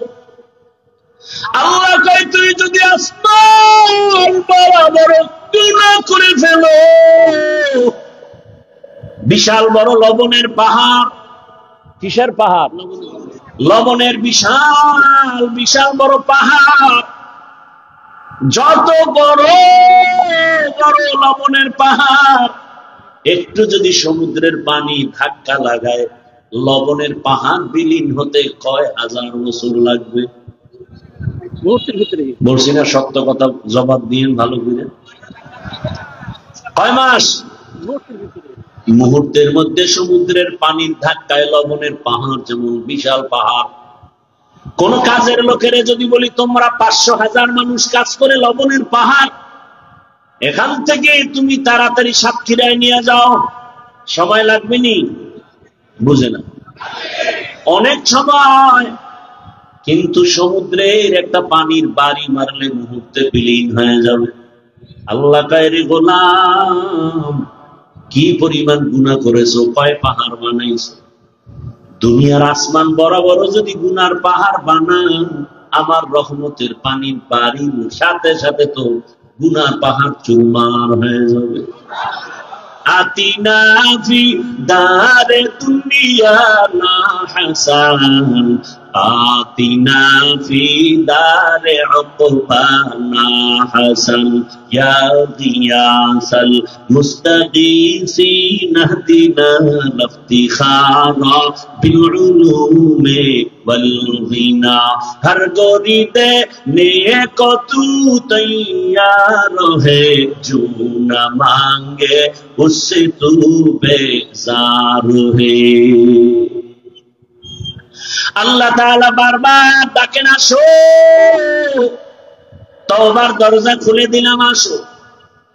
এই জন্যই তো আল্লাহ পাক আয়াতে বলেন, ও মুমিন সাহায্য প্রার্থনা করো। আল্লাহ পাক মুমিনকে বলছেন, কোন বেঈমানকে বলেন না কেন? এর সংক্ষিপ্ত জবাব হলো, জান্নাত শুধু মুমিন পাবে, কোন বেঈমান কখনো জান্নাত পাবে না। জান্নাত কারা পাবে? মুমিন, কোন বেঈমান পাবে না। কিন্তু একটু আগেই কিন্তু আমি বলছি, আল্লাহ চান না কোন বান্দা বান্দি জাহান্নামে যাবে। এই হলো এক কথা। আর এক কথা কি, জমিনে যত মানুষ আসছে নাই আসবে, সবার নামে জান্নাতে আলাদা আলাদা বাড়ি নাম লেখা বরাদ্দ করা। নমরুদ নামে একটা জান্নাত আছে, জান্নাতে ঘর আছে আলাদা। ফেরাউনের নামে জান্নাতে ঘর আলাদা। বেশ্যা তাসলিমার নামেও জান্নাতে ঘর আলাদা। এক কথায় দুনিয়ার সব মানুষের নামে নামে নামে নামে জান্নাতে ঘর। কিন্তু কোন বেঈমান জান্নাত পাবে না, এ কথাও সত্য। আল্লাহ কাউকে জান্নাত জাহান্নামে দিতে চান না, তাও সত্য। তাহলে বেঈমানরা না পাইল, ওদের জান্নাত বানানো যে নির্ধারিত করা আছে, জান্নাত কি হবে? ফেরাউনের জান্নাত কোথায় যাবে? নমরুদের জান্নাত। আল্লাহ বলেন, যারা আমার মুমিন, আমার ইবাদত যথার্থ করবে, আমি আল্লাহর নামের জান্নাত তো দিবই, বেঈমানের বানানো জান্নাত আমি আমার আদরের মুমিনদের বোনাস দিয়ে দিব। या इलाही तू मेरा माबूद है, या इलाही तू मेरा माशूक है। ভাইরা আমার, আল্লাহ মুমিনকে বলেন সাহায্য চাও। সাহায্য চাওয়ার জন্য আল্লাহ বললেন মুমিনকে। এখন এখানে তিনটা কথা, সাহায্য কেন চাইব, কিভাবে চাইব, কার কাছে চাইব, তিনটা কথার জবাব। আল্লাহ মুমিনকে সাহায্য চাইতে বললেন কেন? বলে দুনিয়াতে কেউ কারো সাহায্য ছাড়া জমিনে চলতে পারে না। দুনিয়ার কেউ সাহায্য ছাড়া চলতে পারে না। এতগুলো মানুষ আপনারা বসে আছেন আমার বয়ান সমান শোনার জন্য। আমি কি পরিপূর্ণ মানুষ হয় না? এখানে আসা পর্যন্ত আমার গাড়ি লাগছে, গাড়ি টেনে আনছে আমার ড্রাইভার। গাড়ি যদি একটু নষ্ট হয় আমার আসতে ঝামেলা। আবার ড্রাইভার থাকলেও হবে না, পাম্পে গিয়া ওখান থেকে তেল নিতে হবে। পাম্পের যারা বসা আছে ওরা সব বেশিরভাগ মূর্খ, তেমন শিক্ষিত টাইটেল নিয়ে ওখানে বসে নেই। আমি যদি বলি আমি এত বড় বক্তা, তোর মতো মূর্খের থেকে তেল নিব না, কয় তাই তুই মর। কারণ আমাকে গরিবের কাছে আসবি না, তোর গাড়ির মধ্যে জীবনে তেল যাবে না। আল্লাহ কোন মানুষকে স্বয়ং সম্পূর্ণ বানান নাই। আল্লাহ সাহায্য চাইতে বললেন কেন?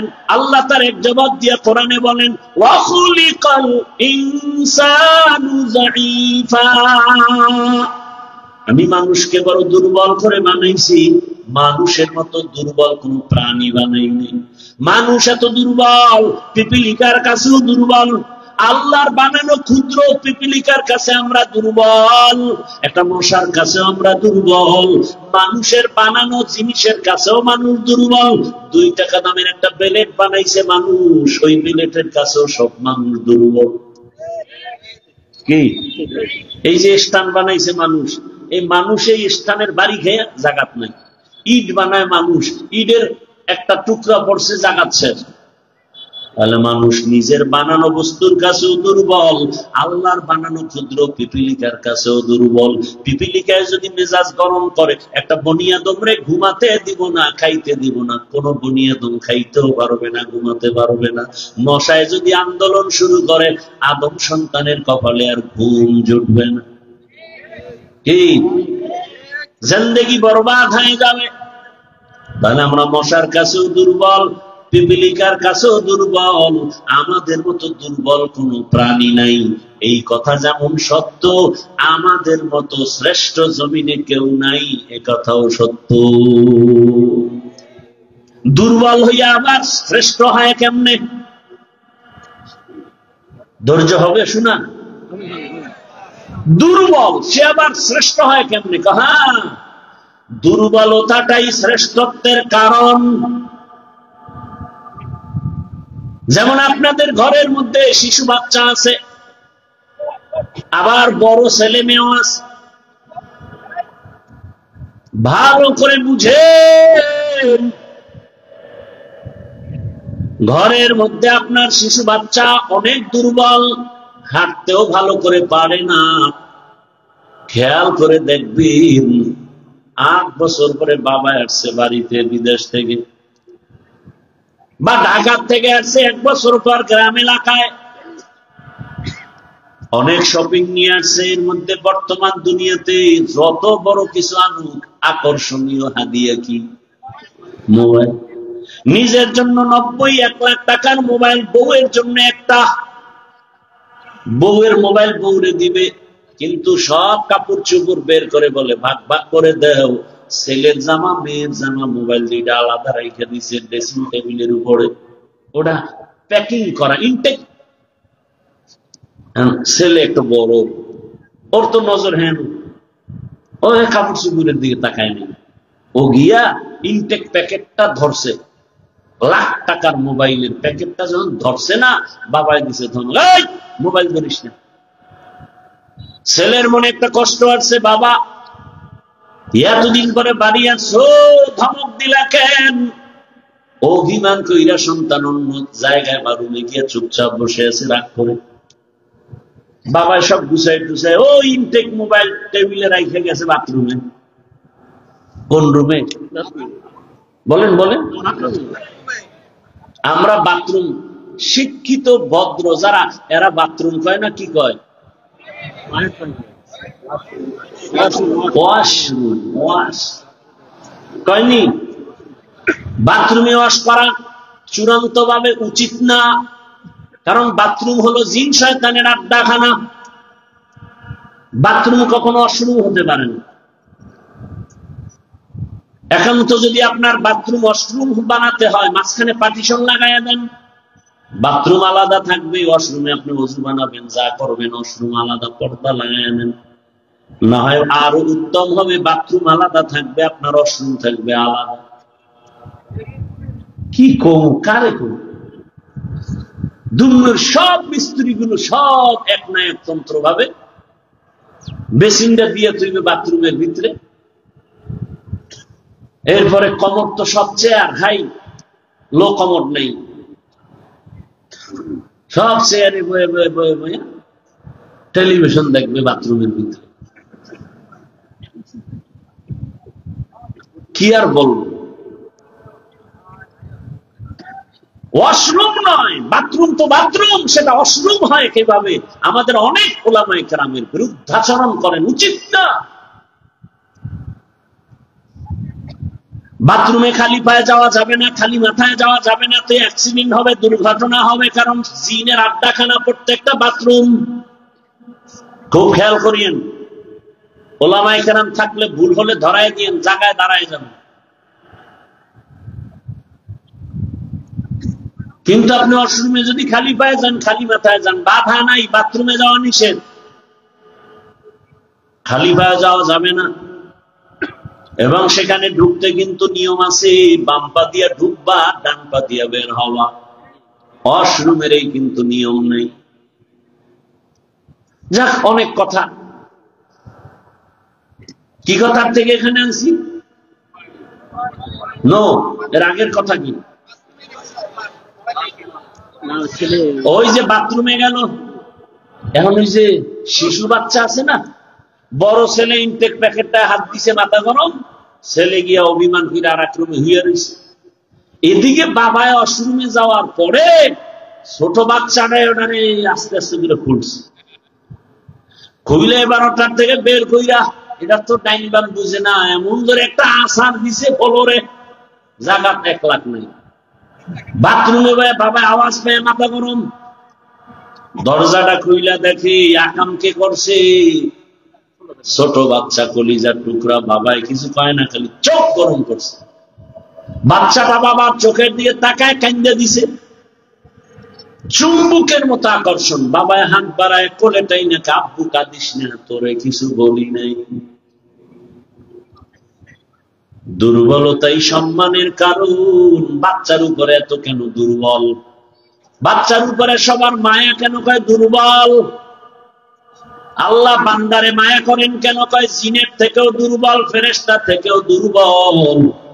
আল্লাহ বলেন এই দুর্বলতা আমি মর্যাদা বাড়ায় দিছি। আবার পুরুষের মধ্যে, মানুষের মধ্যে নারীরা দুর্বল, এজন্য পুরুষের থেকে নারীর সম্মান বেশি। নারীরা দুর্বল, এজন্য তাদের মর্যাদা বেশি। এরা চাইলেই জুমায় যেতে পারবে না, চাইলেই ঈদগাহে যেতে পারবে না, চাইলেই যুদ্ধের ময়দানে যেতে পারবে না। আল্লাহ কায়নে দুর্বল। ও নবী জানায়া দেন, আমার বান্দি যারা জুমায় যেতে পারবে না, রোদ্রের তাপ সইতে পারে না, এদের শরীর বড় নরম, এরা বাহিরের কষ্ট সহ্য করতে পারবে না। জানায়া দেন তোমরা ঘরে থাইকা যোহরের নামাজ আদায় করো। পুরুষেরা জুমায় গিয়া যা পাবে তুমি ঘরে বৈশা সেই সওয়াব পেয়ে যাবা। পুরুষেরা জানাজায় গিয়া যা পাবে, আম্মাজান ঘরের মধ্যে আপনি তাই সওয়াব পাবেন। পুরুষেরা যুদ্ধে গিয়া শহীদ হবে, আর আপনার শহীদ বাচ্চা প্রসবকালে যদি মা দুনিয়া থেকে বিদায় নেয়, আল্লাহ কয় নবী জানায় দেন আমি তাকেও শহীদের মর্যাদা দান করব। যত দুর্বল সম্মান বেড়ে গেল। ও মানুষ তুই বড় দুর্বল। বলে এবার দুর্বল তো এক লাইনে বললাম, আর এক লাইন মেধার বেলায় তুই দুর্বল, খানার বেলায় দুর্বল, ঘুমের বেলায় দুর্বল। দুনিয়াতে বড় বড় খাদক আছে, নীল তিমি আছে বড় বড় সাগরের মধ্যে। নীল তিমি, এক একটা নীল তিমির প্রতিদিনের খাদ্য তালিকা 1000 কেজি চিংড়ি মাছ। কি বলবেন নাউজুবিল্লাহ? সুবহানাল্লাহ। না সারাদিন বিড়িটা নেই, সুবহানাল্লাহ তো সময় নেই। আল্লাহ হেদায়েত দান করুন। পৃথিবীতে একটা পাহাড় আছে কোহে কাফ, ওই পাহাড়ে একটা প্রাণী বসবাস করত, নাম হলো সিমর্গ। এই প্রাণীটার প্রতিদিনের খাদ্য তালিকা 40টা মোটা তাজা হাতি। বাদ দেন ঢাকায় যান চিড়িয়াখানায়, ওখানে বাঘের খানা কত? বাঘের প্রতিদিনের খাদ্য তালিকায় লেখা 17 কেজি গোশত প্রতিদিন একটা বাঘের খাদ্য। আপনাকে এই থানায় কেউ পারবে? 3 বেলায় 17 কেজি গোশত মারতে পারবে? না পারলে হুজুর ধাক্কা ধাক্কিটা চলে খাওয়া। ডাক্তার বলছে মিষ্টি খাবি না, হারাম মরবি। হে সবে বরাতে মসজিদে গেছে মিষ্টি খাওয়ার, খাইতেই হবে। ডাক্তারের মানা নাই, আবার বাচ্চা একটা লগে লয়ে গেছে। নিছো ভালো কথা, তোমার বন্টনে একটা প্যাকেট, সে বাচ্চাটাও নিছে, এবার ভাগ দিয়ে আর একটা প্যাকেটের জন্য হাত দিছে। আর একজনের পিছন দিয়ে দেখে যে আমি একটাই ভেঙে 2টা নেওয়ার পরে আরেকটা টানে, ওর হাতের ধরে টান দিছে। টান দিছে, লাগছে দুইজনে কিলাকিলি। কিলাকিলিতে প্যাকেট সব পায়ের তলে ভর্তা।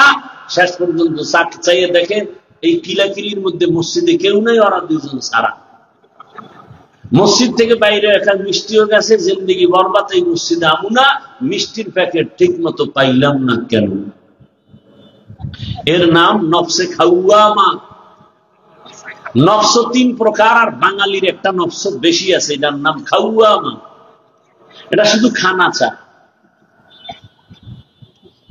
আর এমনি আল্লাহর ভাষায়, ইসলামের পরিভাষায় নফস 3 প্রকার: আম্মারা, লাওয়ামা, মুতমাইন্না। আর বাঙালির আর একটা বেশি। আল্লাহ হেদায়েত দান করুন। একজনে বলে রাস্তা দিয়ে রওনা হয়েছে, আর এক ভদ্রলোক আল্লাহ ভক্ত, সে মেহমান সারা খানা খায় না। তাই আরে পাইয়া লাগছে, ভাই মেহমান, মেহমান আনলেই বরকত, ঘরে আসলেই বরকত, রসুলের হাদিস। এখন সেই সময়ের খাদ্য বড় প্রধান রুটি। মেহমান আসছে তো একটু গোশতের আয়োজন করি, তো রুটি আইনে দিয়া গোশত আনিয়ে দেখে যে রুটি খাইয়া লাইছে মাঝখানে। কি করবো? ওদিকে রুটি বাজতে দেরি, গোশত আনতে দেরি, বা গোশত দিয়ে আবার রুটি আনতে গেছে, রুটি বানাইয়া রেডি করে আনতে আনতে গোশত নাই। এইভাবে 10 বার আপ ডাউন করণে কি পরিমাণ রুটি ভিতরে ঢুকছে ওদিকে পাতিল খালি। পরে জিজ্ঞাসা, ভাই আপনি যাইবেন ডাক্তারের কাছে? কেন? রুচি নেই। ভদ্রলোক কয়, ভাই আল্লাহর রাস্তায় আপনি যান তাড়াতাড়ি, তবে অনুরোধ এই পথ দিয়ে আর ফেরত আইয়েন। গর্তাওয়াকুল মিকুনিহার সবহশাম মিরাসানাদ রিজকিতু আজলামাকা। কত রাত ঘুম মারলেন? আল্লাহর দিনের জন্য একটু ঘুম কমাবেন, একটু কম ঘুম হবে। এতটুকু ধৈর্য হচ্ছে না, আমিও ছেড়ে দিব, অনেক দূরে যেতে হবে। আর 10 মিনিট বিশ্বাস করবো ইনশাআল্লাহ। ধৈর্য হবে না? আগেই দোয়া করে দিব। আলোচনা করলে আমার আরো অনেক আলোচনা আছে শুধু আয়াতের উপর। আপনাদের ধৈর্য হচ্ছে না, আর আমারও হয় না। কত আর আল্লাহ দেওয়া বাসি আর কত বাজবে। ওগো নবীর উম্মতেরা,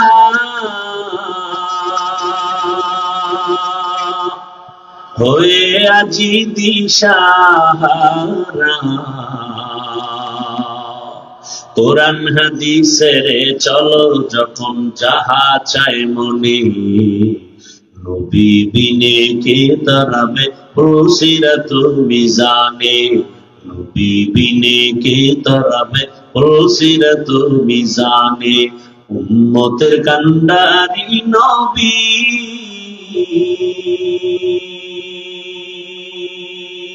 কাঁদছেন উম্মতের লাগি, এখন কাঁদেন নবীজি শুয়ে মদিনার পানে, নবী বিনে কে দাঁড়াবে পুরসিরাত মিজানে, নবী বিনে কে দাঁড়াবে পুরসিরাত মিজানে। ও আমার কলিজার যুবক বাবারা, ও বৃদ্ধ বাবাজি, পর্দার আড়ালের মা বোনেরা, আল্লাহ তো দুর্বল করে বানিয়েছে, কিন্তু মর্যাদা সমান করে দিয়েছেন। মানুষের মতো দামি কেউ নাই। আমরা মেধার বেলায় দুর্বল, সবাই কিন্তু এমবিবিএস ডাক্তার, সবাই ডিগ্রি নিয়ে বসে আছে চেম্বারে, কিন্তু একে অপরের কাছে দুর্বল। নাক কান গলার ডাক্তার পেটের রোগ ঠিক করতে পারে না, মেডিসিনের ডাক্তার নাক কান গলার উপরে বিশেষজ্ঞ না। আল্লাহ এক একজনের এক এক সাইড আগায় দিছে, এক সাইড দুর্বল লাগছে, জানো, অহংকারী করার সুযোগ না পাও। আমি কোরআনের বয়ান করি, কিন্তু ফতুয়ার কাজ আমার না। ফতুয়া দেওয়ার বেলায় আমি মুফতি সাহেবের কাছে দুর্বল। দেখছেননি কারণ দুনিয়ার সব একে অপরের কাছে দুর্বল।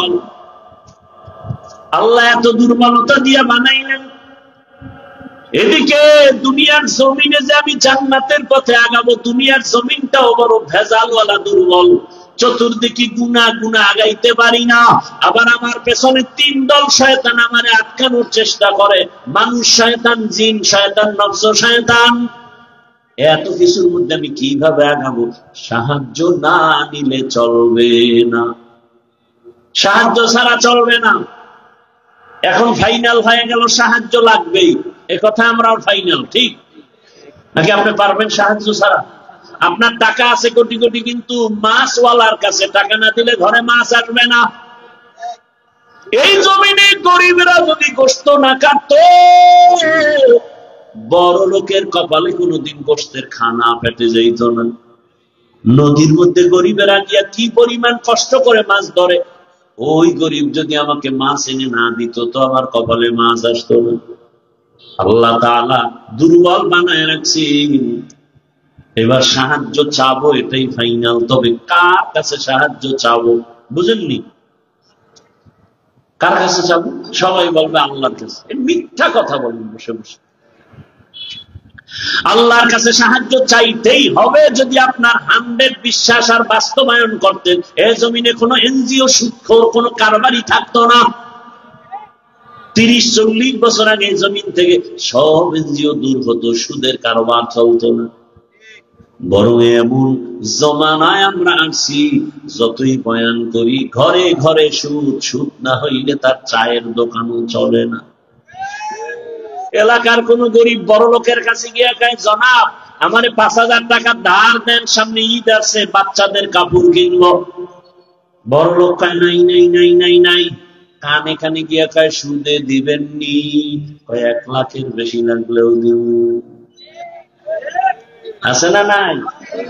5,000 টাকা ধার দেয় না, সুদের টাকা লাগাইতে হাজারো লাখো টাকা দিতে চায়।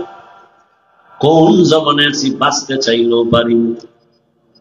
এবার ভালো করে বুঝেন, বিবেক দিয়ে একটু সমাধান করেন। সাহায্য চাওয়ার জন্য এমন একজনকে নির্বাচন করবেন যার কাছে 3টা দুর্বলতা নাই। তার কাছে চাইবেন, কসম আল্লাহ চাওয়া মাত্রই পাবেন। তবে 3 দুর্বলতা তার মধ্যে থাকলে পাবেন, আর না থাকলে চাইলেই পাবেন। 1 নাম্বার দুর্বলতা, যার স্বার্থ নাই। 2 নাম্বার দুর্বলতা, যার পিছনে টান নাই। 3 নাম্বার দুর্বলতা, যার অভাব নাই। এবার খেয়াল করেন, এই 3টা দুর্বলতা নাই এমন কোন মানুষ আসেনি? ভালো করে খেয়াল করেন, দুনিয়াতে একজন মানুষও পাবেন না যার পেছনে টান নাই। আমি যতই আগাইতে চাই, আমার বউ কয়ে দাও, স্ত্রী কয়ে দাও, মাইয়া পোলা কয়ে দাও, মায়ে কয়ে দাও, বাবায় কয়ে দাও, যত সামনে আগাতে চাই পিছনে টানে। বুঝেননি কথা? ভাইরা আমার, তাহলে দুনিয়াতে এমন একজন মানুষ নাই যার পেছনে টান নাই। 2 নাম্বার দুর্বলতা, যার কোনো অভাব নেই।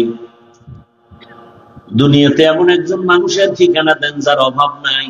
একজনে কাঙ্গ পীর সাহেবদের কোনো অভাব নেই।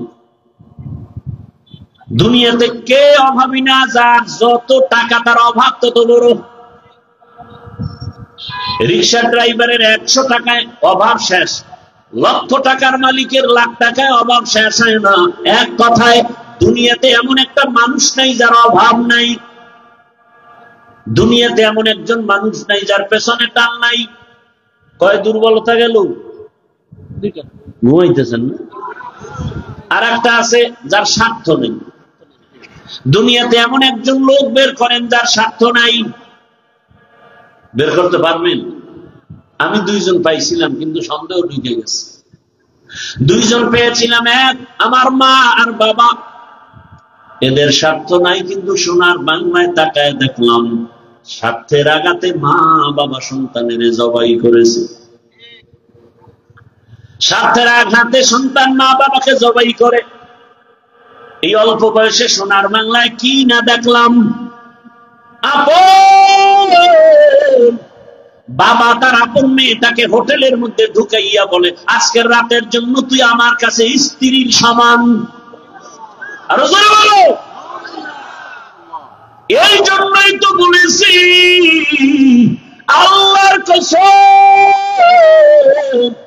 ইসলাম ছাড়া এ জমিনে কোনদিন শান্তি কেউ দিতে পারবে না। চাপাবাজি করতে পারবে মরণ পর্যন্ত। শান্তির ঠিকানার নাম ইসলাম। ইসলাম ছাড়া কোনদিন এ জমিনে শান্তি আসবে না। চাপাবাজি চলবে, শুধু চাপাবাজি। ভালো করে বুঝো, স্বার্থ ছাড়া কোনো মানুষের জমিনে নাই। স্বার্থের আঘাতে স্ত্রী স্বামীকে জবাই করে, স্বামী স্ত্রীকে জবাই করে, ভাই ভাইকে জবাই করে স্বার্থের আঘাতে। আমি কি বানায় বলতেছি বাবা? অহরহ দুর্ঘটনা ঘটে। এইবার হিসাব শেষ, গোড়ায় হিসাব করে দেখবেন একজন পাওয়া যায় যার পেছনে টান নাই, অভাব নাই, স্বার্থ নাই। তিনি কে?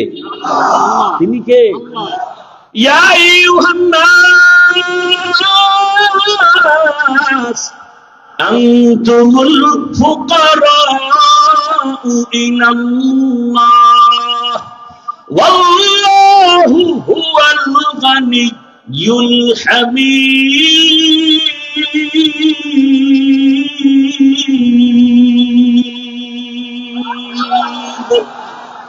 bertawakul mikunihan sepohushan birasanat rezeki itu selamaka স্বার্থ নাই। আল্লাহ কয় দুনিয়ার মানুষ তোরা সবাই ফকির, আমি আল্লাহ একা ধনী, তবে আমি শুধু ধনী না, আমি প্রশংসিত ধনী।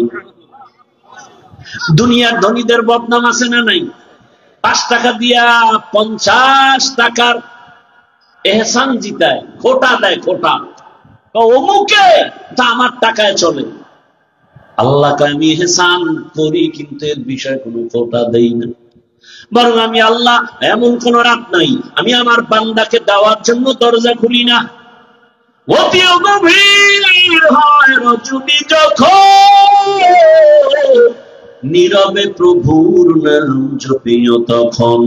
প্রভুর করুণা যদি পাইবারে চাও, গভীর রাতে উঠে প্রভুর গুণগান গাও। ও আমার যুবক বাবারা, আমার আল্লাহ প্রতি রাত প্রথম আসমানে আসেন নেওয়ার জন্য না দেওয়ার জন্য? বলেন বলেন, কাকে দিবেন? বান্দাকে। বান্দাকে দেওয়ার জন্য আসেন। কখন আসেন? শেষ রাতে। কোন দিন? প্রতিদিন আসেন দেওয়ার জন্য। তোমার যদি লাগতো তুমি কেন ঘুমাও? আল্লাহ তাআলা বলে আমি বান্দারে এত আদর করে বানাইছি, আমার বান্দার কি প্রয়োজন আমি আল্লাহ পাঠাবার আগে সব দিলাম। আমার বান্দা বান্দির পানির দরকার আগে দিছি ফ্রি, আমার বান্দা বান্দির আলোর দরকার ফ্রি সূর্য দিয়ে দিলাম, বান্দার বাতাসের প্রয়োজন সব দিয়ে দিলাম।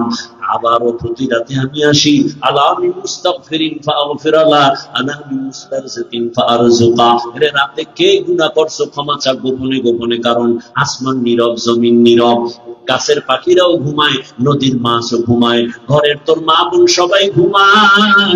এখন রাস্তা ক্লিয়ার, কেউ শুনবে না। গোপনে সুন্দর করে ওযু বানাইয়া যায় নামাজ বিছাইয়া কলিজা ভরে যদি ডাক দাও ইয়া আল্লাহ, আমি আল্লাহ তো তোর মোহাব্বতের জন্যই প্রথম আসমানে তাজাল্লি দিয়ে দিলাম, চাইতে দেরি আমি আল্লাহ তোকে দিতেও দেরি করব না। কত গভীর রাতে আল্লাহর নবী বলেন আমি রাতের বেলা ঘুমাইয়ে গেলাম এশার নামাজ পড়ে, হঠাৎ আমার কাঁচা ঘুমের মধ্যে কান্নার আওয়াজ আসতেছে, আমার কানের মধ্যে ঘুম ভেঙে গেল। এই রাতে কে কাঁদে আর আমার ঘুম ভাঙলো? নবী বলেন আমি উঠলাম, নজর করে দেখলাম আমার মাথার পেছনেই তো মসজিদে নববী। আমি দেখি ওখানে একজন আল্লাহর বান্দা রাতের গভীরে নামাজে দাঁড়ায় দাঁড়ায় কান্না করে। আমি দরজার কিনারায় অপেক্ষা করি, নামাজ শেষ। আমি ভাবতেছি মনে হয় অন্য কেউ, তাকায় দেখি না না, জান্নাতের 1 নাম্বার সাহাবী আবু বকর নামাজে দাঁড়ায় গভীর রাতে কান্না করে। আমি আবু বকরকে দেখলাম, আবু বকর আমারে দেখা চমকে উঠলেন, ইয়া রাসূলুল্লাহ এ গভীর রাত আপনি কি ঘুমান নাই? বলে তোমার কান্নায় ঘুম ভেঙে গেল। ও আবু বকর তুমি কাঁদলা কেন? আবু বকর বলেন ইয়া রাসূলুল্লাহ মালিকের আদালতে কেমনে দাঁড়ায় হিসাব দিব সেই ভয়ে কান্না করতেছিলাম। আমার আল্লাহর আদালতে কেমনে দাঁড়াবো? নবী বলেন কেন? আপনার তো জান্নাতের টিকিট রেডি, দর্শনার প্রথম আপনি। আবু বকর বলেন ইয়া রাসূলুল্লাহ আরে আমি আবু বকরের থেকে টিকিটের পাওয়ার তো নবীদেরটার বেশি, কিন্তু আপনিই তো বয়ান করেছেন হাসরের ময়দানটা ভয়ঙ্কর হবে, জমিনটা পুরো জমিন হবে হাসরের মাঠ, সূর্যটা নিচে চলে আসবে, সূর্যের গরমে মাটির জমিন তামা হয়ে যাবে, ওদিকে জাহান্নামের চিৎকারের আওয়াজ, জাহান্নাম চিল্লায় বলবে হে মালিক বেনামাজি গুলো কই, গুনাহগার গুলো আমার পেটের মধ্যে দাও, আমার পেটের মধ্যে ক্ষুধা। নবী আপনি তো ভয়ঙ্কর হালাতের কথা বলছেন, জাহান্নামের চিৎকারে হাসরের ময়দানটা থরথর করে কেঁপে উঠবে।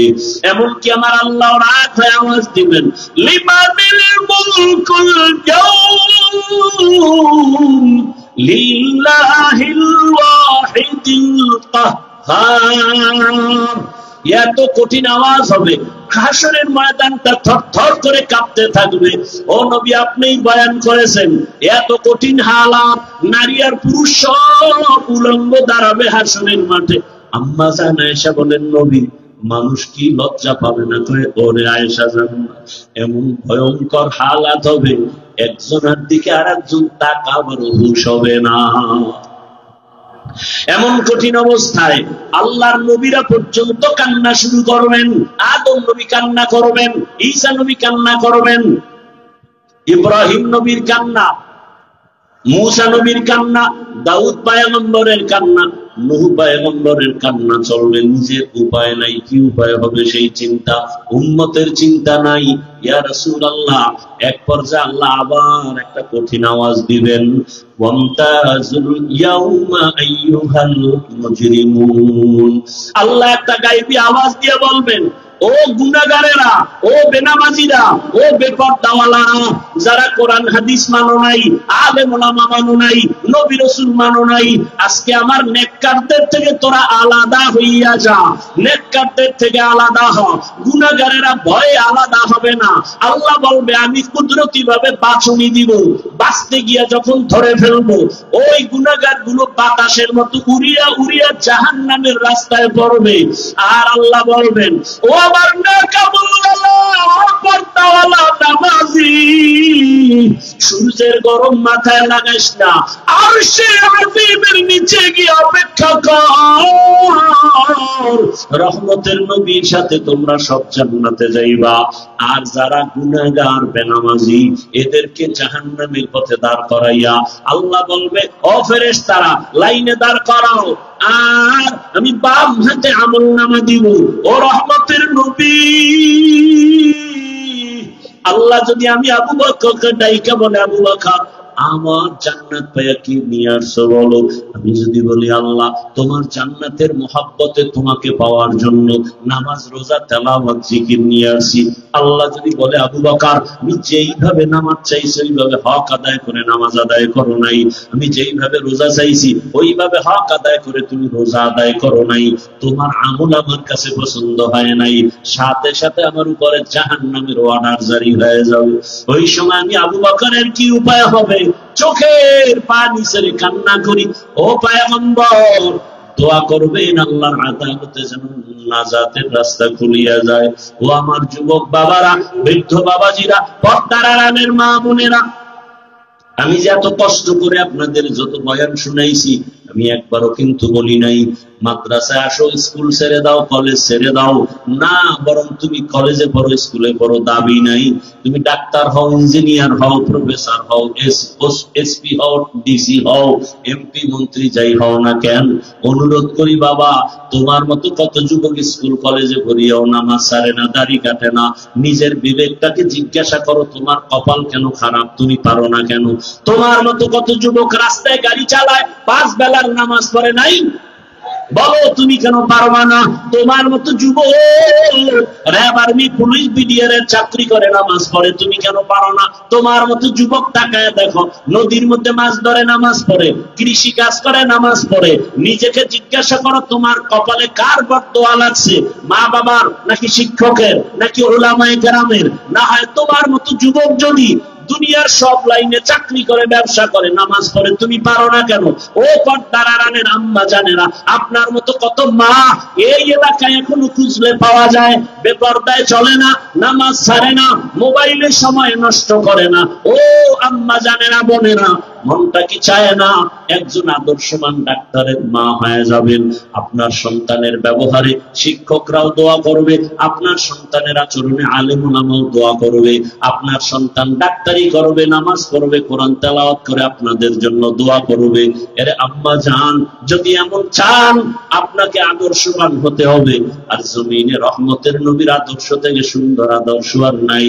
ও আল্লাহর বান্দারা, ও আমার যুবক বাবারা, মা বোনেরা, বৃদ্ধ বাবাজিরা, তওবার দরজা খোলা, আল্লাহর কাছে তওবা করেন, সাহায্য চান, নামাজের মাধ্যমে, ধৈর্যের মাধ্যমে আল্লাহকে মনে মনে ডাক দেন। ও যুবক বাবা, জীবনে তো দাড়ি কম কাটো নাই, বেপরদায় কম চলো নাই, এখনো কি তোমার মনের শখ মিটে নাই রে বাবা? কয়দিন আর হায়াত পাইবা জানা নাই, আর কবে গুনাহ থেকে তওবা করবা জানা নাই।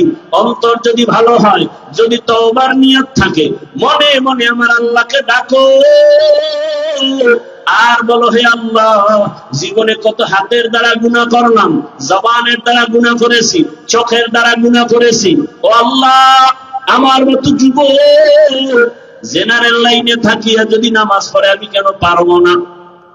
আল্লাহ, তুমি বুঝি বেজার হয়ে গেছো, আজকে থেকে তওবা করতেছি, মরিয়া গেল আর নামাজ ছাড়বো না, দাড়ি কাটবো না, বেপরদায় চলবো না, মা বাবার দোয়া নিয়া, শিক্ষকের দোয়া নিয়া, উলামায়ে কেরামের পরামর্শ নিয়া, রাসূলের আদর্শ মেনে চলবো।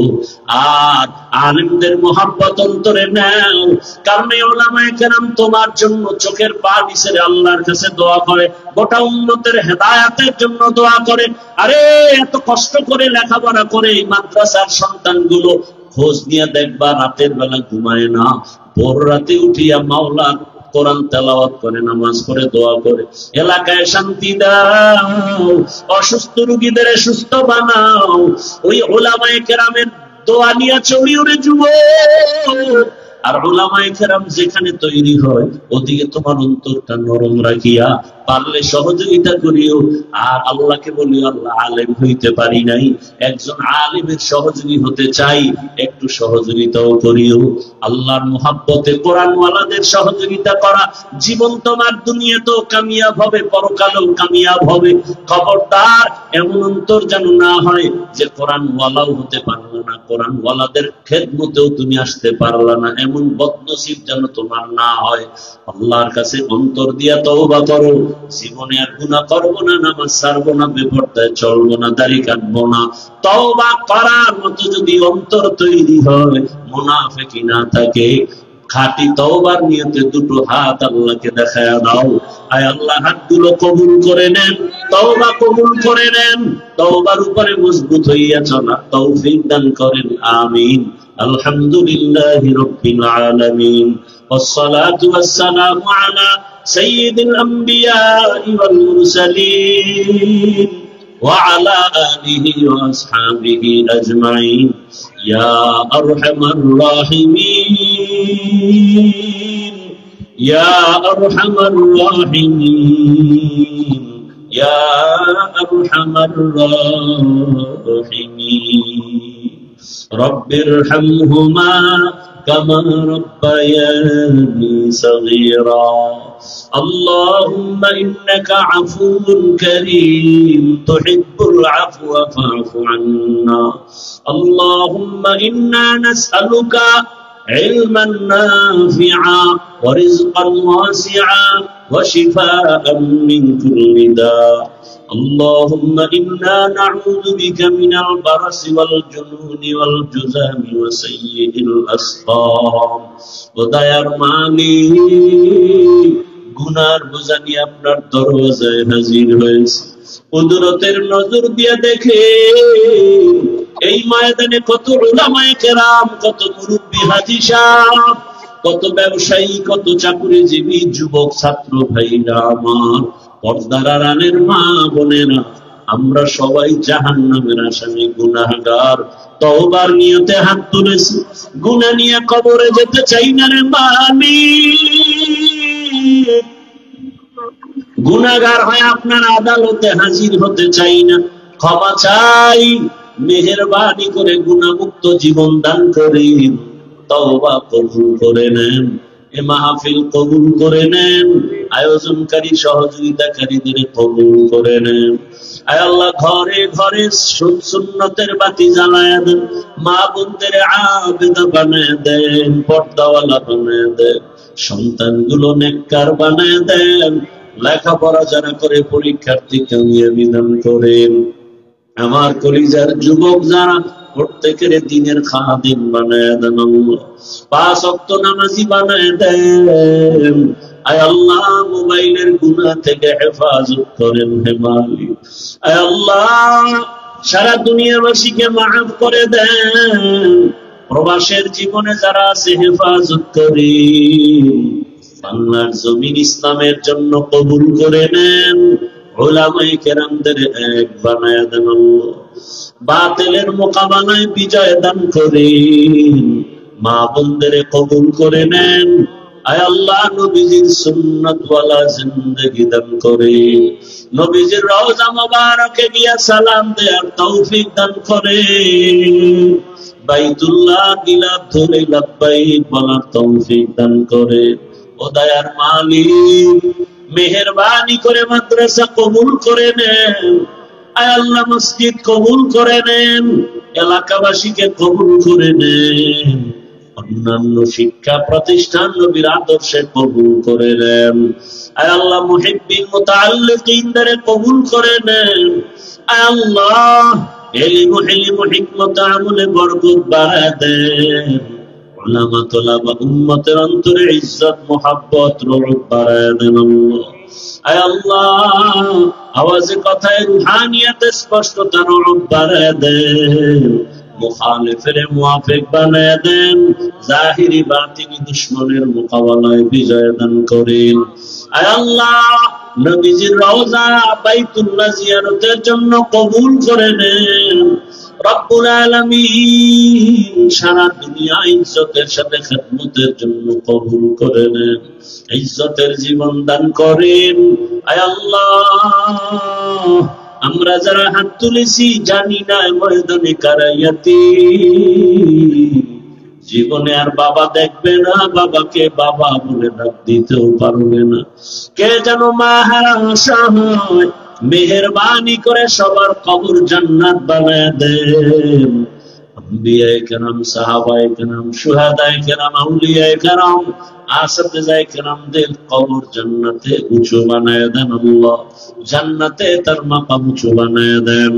আয় আল্লাহ, যারা বেঁচে আছেন দীর্ঘ নেক হায়াত দান করেন, দীর্ঘ নেক হায়াত দান করেন, দীর্ঘ নেক হায়াত আমাদের দান করেন।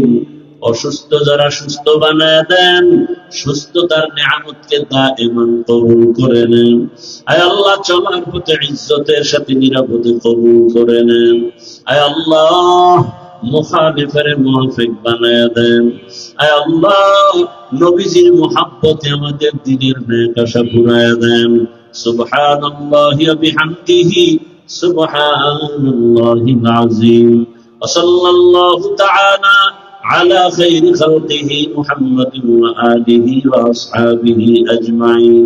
আয় আল্লাহ, যারা ব্যবসা করে, চাকরি করে, প্রত্যেকের কামাই রুজিতে হালাল ভাবে বরকত বাড়ায় দেন। অভাবীদের অভাব দূর করে দেন। ঋণ আদায়ের কুদরতের দ্বারা আসানের সাথে ব্যবস্থা করে দেন। উফাউযু আমরি ইলাল্লাহ, ইন্নাল্লাহা বাসীরুম বিল ইবাদ। আমিন আমিন আমিন বিরহমাতিকা ইয়া আরহামার রাহিমিন। 1 মিনিট বসেন, 1 মিনিট। 1টা মিনিট বসা যাবে? আমি আল্লাহর জন্য আপনাদেরকে মহব্বত করি, ভালোবাসি। বসেন, একটু বসেন। বাড়ি তো যাবেন, 1 মিনিট। আপনারা, আমি জানি আল্লাহর জন্য আমাকে ভালোবাসেন। যারা শুধুই আল্লাহর জন্য আমাকে ভালোবাসেন, তাদের কাছে আমার ব্যক্তিগত একটা আবদার, দিনের নিসবতে, আমার ব্যক্তির জন্য। জানেন আমি ঢাকাতে একটা মাদ্রাসার খেদমতে আছি। দেখেছেন অনেকে, 20 কোটি টাকার একটা জায়গা নিয়েছি মাদ্রাসার জন্য, আল্লাহর উপরে ভরসা করে আর আপনাদের দোয়া পাওয়ার আশায়। আপনাদের দোয়ার জন্যই মূলত আমি বলা, আল্লাহর রাস্তায় দোয়া করবেন। আল্লাহ পাক এই টাকার ব্যবস্থা যেন কুদরতি ভাবে করে দেন। আর আপনাদের থেকেও আমি সহযোগিতা চাই। চাওয়াটা কি আমার অন্যায় না মহব্বতের দাবি আছে? যারা দিবেন, একটা হ্যান্ডবিল নিয়ে দিবেন এখান থেকে, মাদ্রাসার একটা লিফলেট, এখানে ডিটেলস লেখা আছে, ব্যাংক অ্যাকাউন্ট, বিকাশ, মাদ্রাসার জন্য সুন্নত হিসাবে আমি চাইতেছি। রসুলের আদর্শ বাস্তবায়নে আমার জন্য। আমি যত ওয়াজ মাহফিল করি সব মাদ্রাসায়, ঢাকায় গেলে দেখবেন দাওয়াত দিয়ে গেল। এখানে অনেক যদি আপনি পারেন 5,000 10,000 হোক, এখানে লেখা আছে সব যারা দিবেন যে হ্যাঁ আমি পরে দিব, মা বোনেরাও যদি পারেন একটা হ্যান্ডবিল কারো মাধ্যমে নিয়ে নিবেন স্টেজ থেকে। তবে যে দিবেন না সে নিবেন না। আর নগদ যদি কেউ মনে করেন যে আমি 1,000 টাকা দিব আপনার মাদ্রাসায়, এখানে কুপন আছে, আমার থেকে কুপন নিবেন, অথবা 1 স্কোয়ার ফিট জায়গা 5,100 টাকার এই কাঠ যদি কেউ মনে চায় নিবেন আমার হাত থেকে একটা কাঠ নগদ 5,100 টাকা দিয়া, অথবা 500 বা 1,000 দিয়ে কুপন নিবেন। যারা দিতে পারবেন একটা হ্যান্ডবিল নিবেন। দেওয়ার নিয়ত যাদের আছে সবাই হ্যান্ডবিল নিবেন না, যারা পরে দিতে চান এখানে নাম্বার আছে একটা, লিফলেট আপনারা নিবেন। সর্বোপরি দোয়া চাই মা বোনদের কাছে, আপনাদের কাছে, আমার কলিজার যুবকদের কাছে, আল্লাহর হস্তে দোয়া করবেন আল্লাহ যেন এই জায়গার অর্থের কুদরতের দ্বারা ব্যবস্থা করে দেন। সরাও।